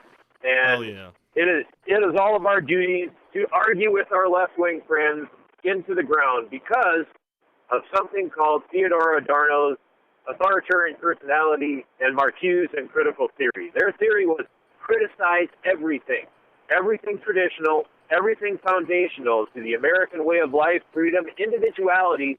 Just simply criticize everything, which is what they do when they criticize Rudolph and they criticize grazing and they criticize meat eating, and it's all part and parcel of the same thing. People think this is all coming from different things. It's not. Yeah. It's cultural Marxism, and the only way to defend against that is to attack cultural Marxism. Understand critical theory, understand the thinkers behind this movement slightly. Just look at it and say, you know what, they're criticizing this, and this, and this, and this, and it's so confusing because one of the things they institute to control people, to induce shell shock, is to keep constant change everything. Part of cultural Marxism, hey, the guy's crippled. No, he's not. He's handicapped. No, he's not. He's handy-capable. No, he's not. He's other-abled. You no, sound like he's special. George Carlin now. Exactly. Yeah. You know what? Just keep changing everything so nobody knows what to say and they get confused and they disengage from the whole process. Right. Do not disengage from the process. Get your ass in there and fight. And if you see someone attacking something traditional, just go after it. That is such a good point, man. I've seen people on Godlike Productions that are like, we need to start fighting, man. We need to start sticking up for ourselves. And I noticed a lot of people after the elections, they withdrew from it all. They're like, I got to shut off the TV. I'm not going to wear political stuff. I'm not going to talk political. I don't want to fight. There's confrontation everywhere. Yeah, the day after the election, I got on my Facebook page and I said, the fight has just begun. Let's get geared up for 2020. This is not the end. This is the beginning. That was my first bullet. Wow. Nice. Yeah. And, a lot of people have withdrew. Even myself, I'm guilty of it. At times I don't want to argue. It can be something that angers people, definitely, because it is something important. To a lot of people, we feel that your beliefs are, the right ones, obviously, and you're like, hey, we got to fight for this. But when you see your country going down the tubes and you start to think, hey, the New World Order, man, or Angela Merkel's out there saying, you know what, nations need to get ready to give up their sovereignty. That's just how it's going to be. Exactly. You want to give her the finger and say no. People need to understand why that's wrong. Hey, I don't know, what was that movie where that guy got it? Mr. Smith goes to Washington. I've had it. I'm not going to take it anymore. You know what I mean? Yeah. I mean, I'm just at that point. You can't shut me up anymore. Good. You can't claim I'm a racist anymore. I mean, one of my friends called me racist recently. I said, you know what? If everybody's racist, nobody's racist. Get over it. You know what I mean? Right. Well, how that's funny, because I wanted to ask you, how is that you've come back into the social media light and old friends you've known for a long time? Are there a lot of socialists, liberals? Some of them, they fight you? You just get right up in their face. I look at them as, I mean, yeah, you're always a very cordial right man. You're very cordial, and you're very, you're not very confrontational, but you got facts as weapons. You carry them on your side. I mean, you got them. This is another thing that goes with cultural Marxism, is to classify Aristotelian logic, the trivium and the quadrivium, classify them as illogical. Anything that doesn't support socialism is to be defined as illogical. Yeah. Right? We're seeing that. In other words, let's not go with a fact-based society. Let's go with a feeling-based society. Right. So my defense against all this, and I argue on Facebook with people who are calling me names and literally impugning my character, even though they've known me for decades and they know damn well I'm not some evil Satanist bastard or evil fascist. Right. And I just simply come back with facts, with reason, with logic. If they insult me, I say, well, I wouldn't say that's necessarily true. I'd be willing to see any evidence that I am, in fact, a racist, bigoted, sexist, homophobe, but I have not seen any, nor have most people accuse me of such, and most people who know me would probably not agree with you. But, let's go back to your argument, which you're trying to cover up by just simply throwing mud at me. Right. I mean, to me, that's an indication. I mean, like Margaret Thatcher said, she loves it when people begin to engage in personal attacks because it means they're out of argument. The black is always heaviest when you're over that target. You start to get a personal attack, you're winning. Take it to the next level. Nice. Go again. Hit it again. So much truth in that. Yes, man, that's true. And, it seems like people that stick up for Trump, they start to get on that target, right? Because Trump's dead center. He's bullseye. The flak has been thrown at that guy. That man is lucky to be alive, and we should all be thankful that he is at this point. And I look at that as an example. I mean, you know what? I mean, if we didn't have someone, what's that song by those who hold high places must be the ones to start? Yes, Rush. Okay, Closer to the heart, man. We needed somebody in that high place to start. We got him. Let's not waste it. Let's go. You know what I mean? Great point, so I mean, I see all my friends on Facebook put up whatever this, put up whatever that, or whatever, and you know what? A lot of people seem to be starting to go silent because they were getting attacked. Every time I saw that, I just went after it, and that was my, if Trump can take as much as he's taking, I can take 1/100th of that. Amen, okay? brother. I mean.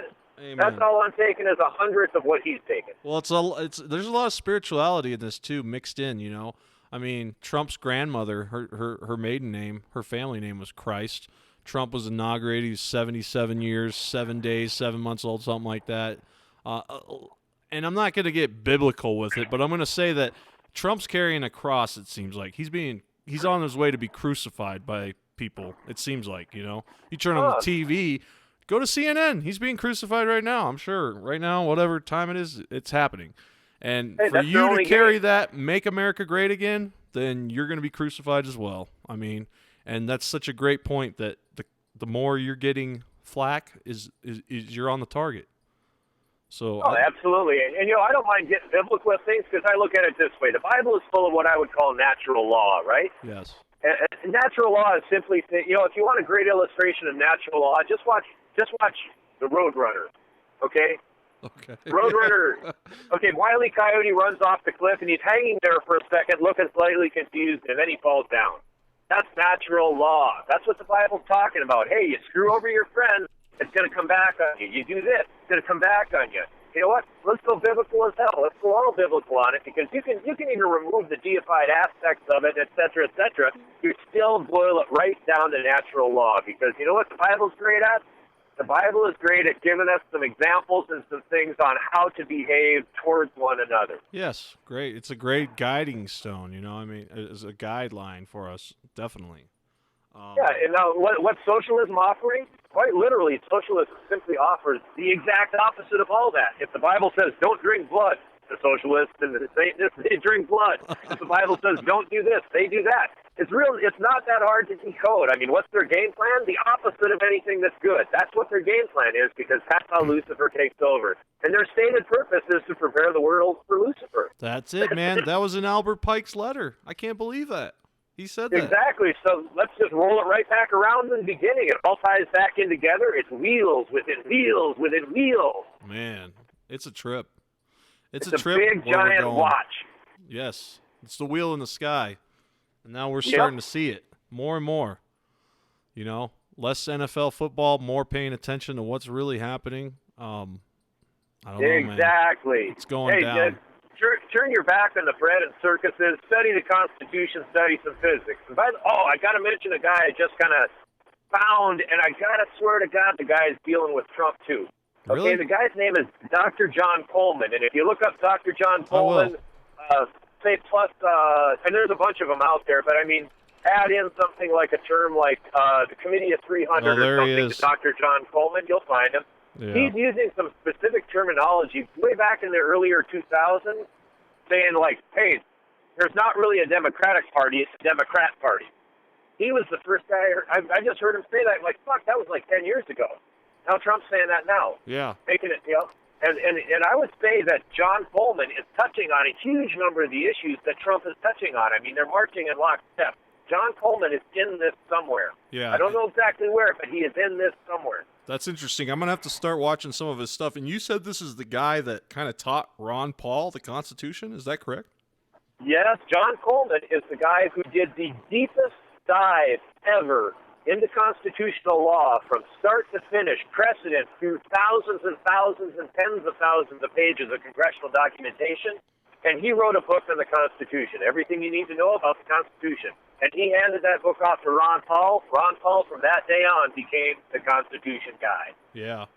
Yeah, and he has been. He's a pretty constitutional type character. He's been a little critical of Trump, but I think he's starting to come around. I think maybe Ron Paul will have something to play with this with the Fed, because he's the one guy we know went up against the Fed and wanted to be president. And I'd like to see where Mike Pence got a letter at the funeral too.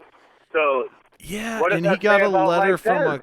Well, yeah, that's true, and he got some kind of little handoff from a lady. Mike Pence, some police officer, I think, handoff.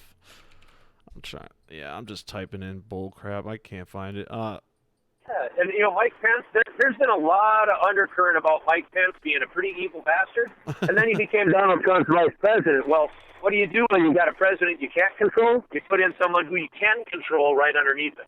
Yeah. That's what you do. So I'm going to guess Mike Pence is a deep state creature that got put in on Trump because he couldn't do anything about it at the time. You know what I mean?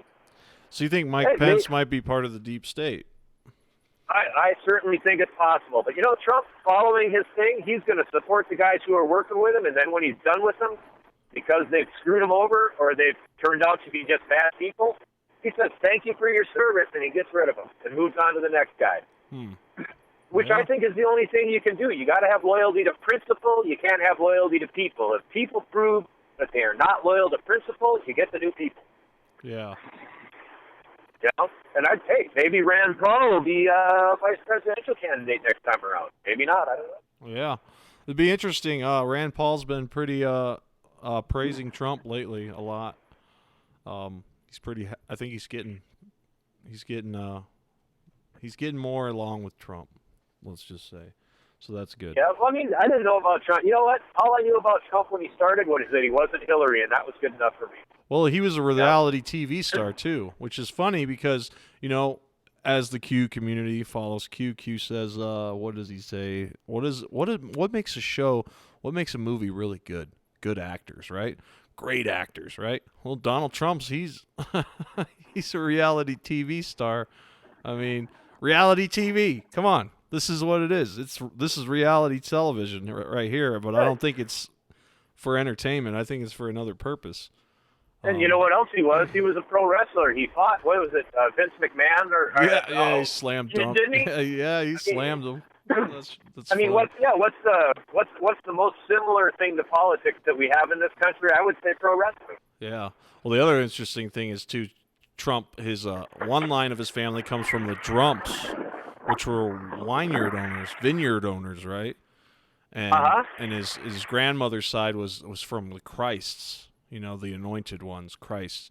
And then the Drumps, which were vineyard owners, which the Bible talks a lot about. You know, Jesus says, "My Father's kingdom is like a vineyard." You know, the owner of the vineyard is God. That there's a vineyard, and it's like the kingdom of heaven. And then you have Trump. And in the Bible, it's talking about the final trump.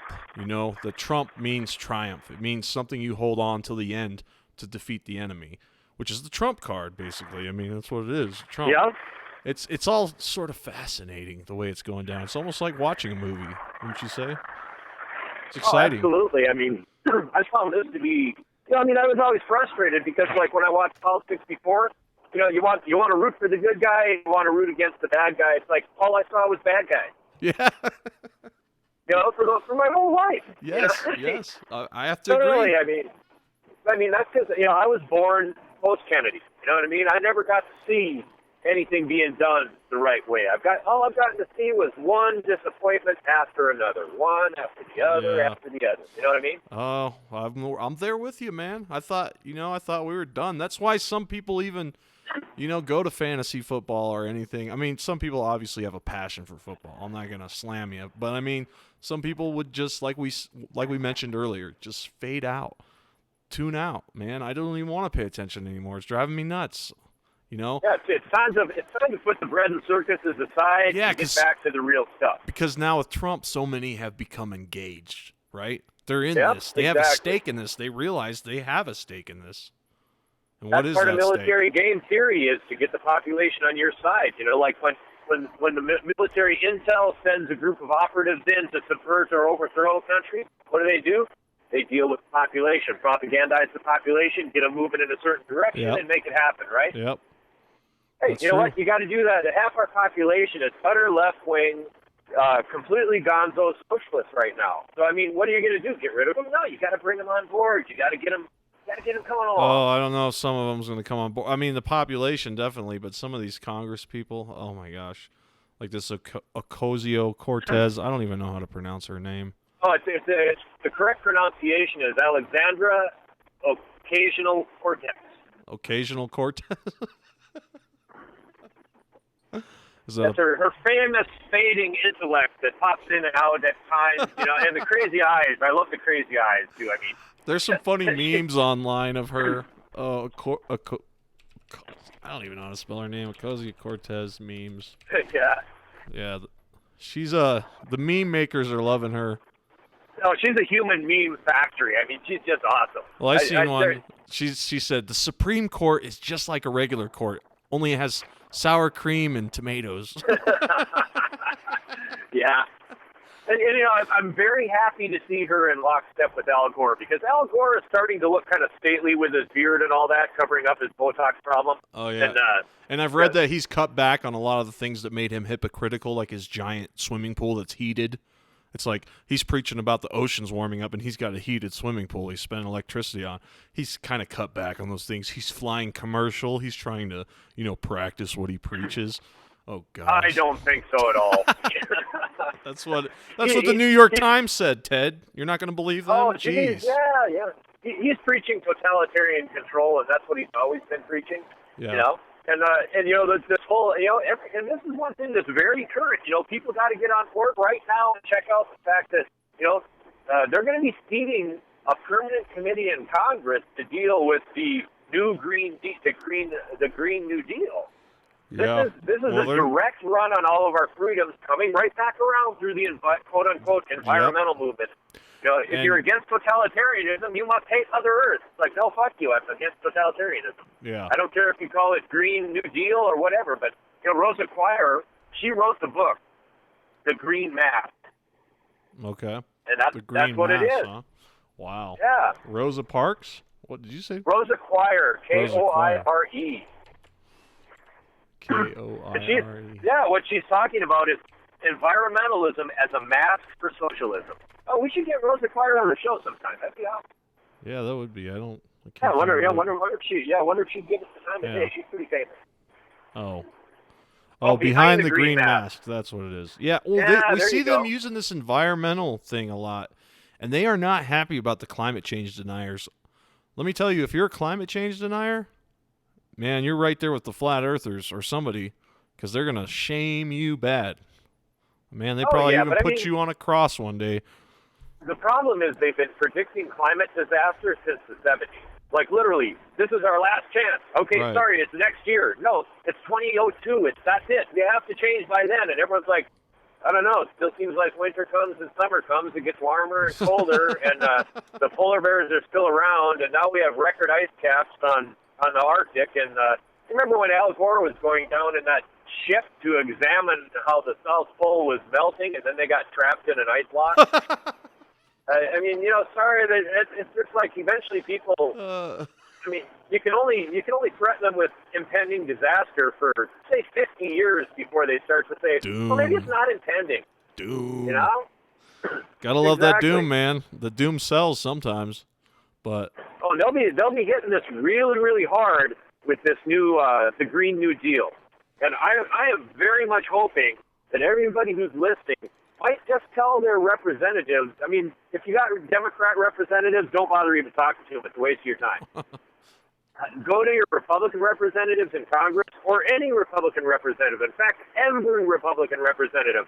Tell them, do not allow any Republicans to seat themselves on that committee. Do not even legitimize it by showing up.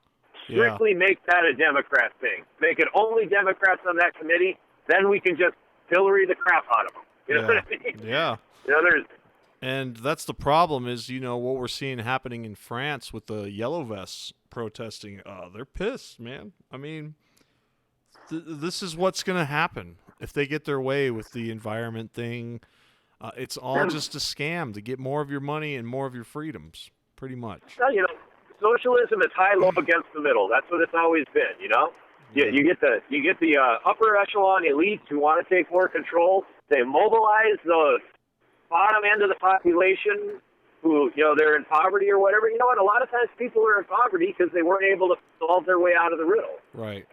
Yeah. The middle class solves their way out of the riddle. A great measure of your society is how easy you make that riddle to solve for the greatest number of people so they can get into the middle class. Oh, yeah. If you want to get rid of the most potent element of your society who might stand in the way of exerting totalitarian control, all you got to do is get the upper class to mobilize the lower class against the middle.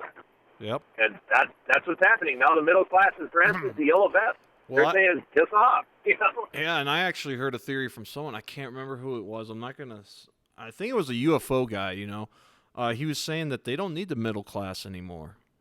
That due to technological advances and automation coming along, that they don't need the middle class as much as they did. And they're going to try to wipe it out. And we've seen that already happening. They're trying to wipe it out.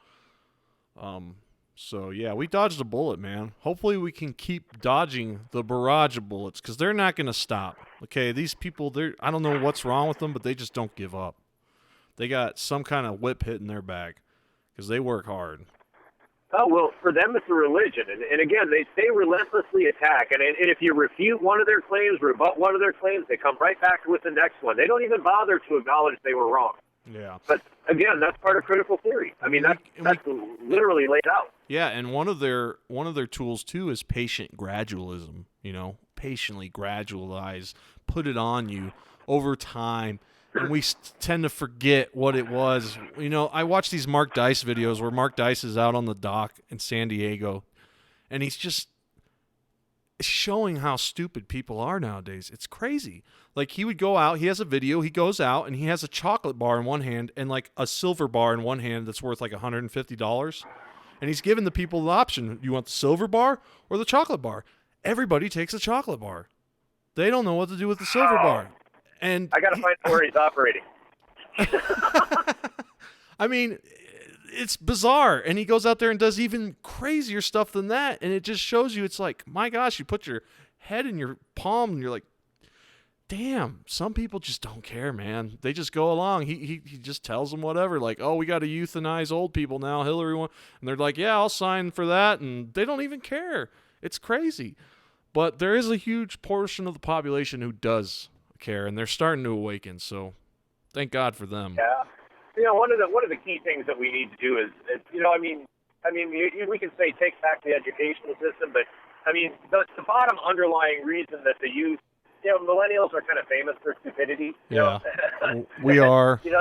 Not to insult them too bad, but I mean, and hey, you know what? The ones who've come out of this and are still thinking, I absolutely applaud you and everything like that. Well, I'm considered a millennial, Ted. Easy. I was born in 1984. I don't know how I was considered a millennial. And I was fully indoctrinated through the education system, through college, and I would say I was a card-carrying liberal at one point in time. Yeah. It's just that at some point in time, the preponderance of evidence built up against it.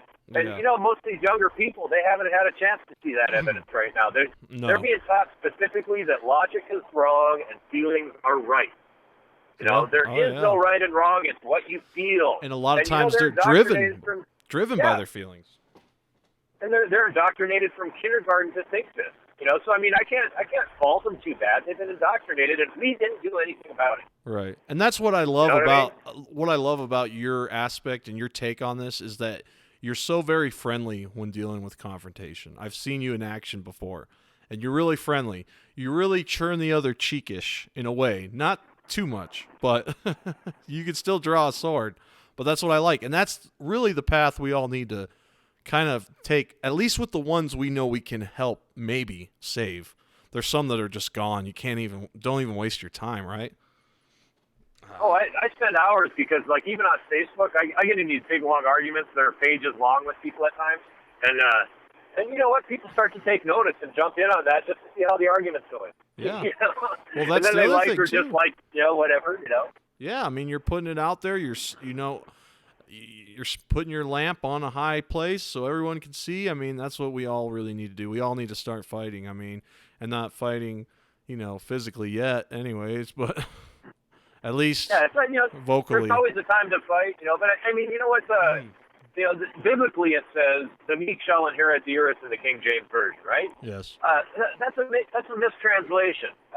The actual verse in the original Aramaic read, "He who has a sword and knows how to use it, but keeps it in its sheath, shall inherit the earth." Wow. That's an entirely different thing. Wow. That's entirely different. And that means a lot, too. Yep. A lot more than just the meek. Yeah. Exactly. It doesn't say be meek. It says be a badass, but don't just go and beat up on people because you're a badass. Get out there and be ready to defend yourself, but, don't be violent. Don't be vicious. Well, as the late, great Abraham Lincoln once said, don't I not destroy my enemies when I make them my friends? And some people, you can still coax them over to common sense, to, supporting their sovereignty instead of willingly ready to give it up. It's just, go France, man. Go Yellow Vests. I'm loving those guys. Yeah, and hey, you know what? I would say a convert from the liberals is 10 times more valuable than a destroyed liberal. You know what I mean?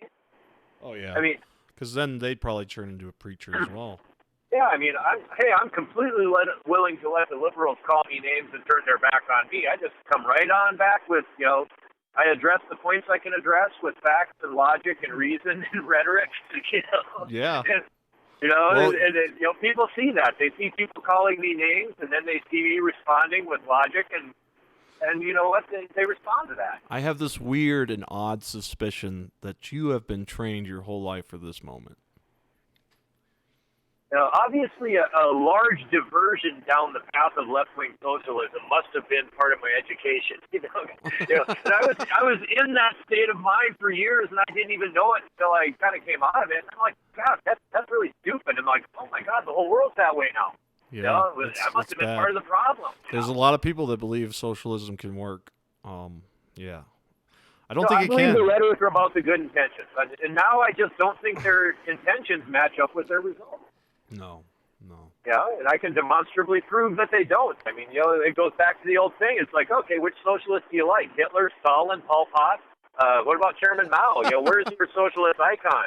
Where's the one I can point to say, hey, let's be like that guy? And a great movie that just came out was Death of a Nation by Dinesh D'Souza. Yes, I watched that. I rented it. I support him. Man, that was great. I've never seen something like that. It was so good. Good job. For those who haven't seen it, man, you really need to check it out. I don't get paid to prop him or anything. I'm just saying it was a great movie. Death of a Nation. I think it's on Amazon and all that jazz. You can rent it on YouTube. But oh yeah, and I love Dinesh D'Souza on YouTube. Also, I listen to his stuff quite often. He's pretty good. Yeah. Yeah, I just like people who take all the flying flack that they can give them, and then they come back very calmly and say, "This is where you're not right." Yeah, so I think it's a great example. I think it got a 0 rating on Rotten Tomatoes, but don't listen to those liberals. I was going to say that to me that means it's good. Yeah, exactly. It means you should watch it. Definitely. I look for critical destruction as a mark of something that's useful for me to watch anymore. Right, definitely. Well, hey, Renaissance Ted, man, thanks for joining me tonight. I think we're going to cut it out here. Is there anything you want to add? Yes. No? You know what? Not at the moment. I feel a bit on the tapped out side today. You're tapped out. Wow. They're bouncing in from work trying to get after me here. So yeah, you better get back to work, brother. Split attention. Well, hey, man, thanks for joining me. This has been a great conversation. We've had a lot of people in here listening tonight. That's great. Thank you so much for listening. And for those of you who download the show later and listen, thank you. I do have one thing to add. Sure, hey, yeah. Thanks to everyone who's listening. But, hey, if anybody knows some great guests out there, go ahead and fire them on off to Rich over there. Anyone you think we should try and highlight. Yeah, man. Somebody's got a viewpoint we need to get on there. Let's get some people throwing in some suggestions. Let's hear what they want to hear. Oh, yeah. Speaking of which, for those of you listening from Godlike Productions, I think I'm about to get Trinity on. I'm trying. He almost came on the week before last, but it's been kind of busy because of the holidays. I'm going to try to get Trinity on as a guest, the owner of GLP. Ooh, that would be good. Yeah, I want to talk to that guy. He's cool, man. He's got some far out theories and stuff. He kind of posts from time to time. I love that guy. But as for you, man, I love you too, brother. Hey, keep fighting the good fight, and hey, Happy New Year's. Where's 2019? Here it comes, right?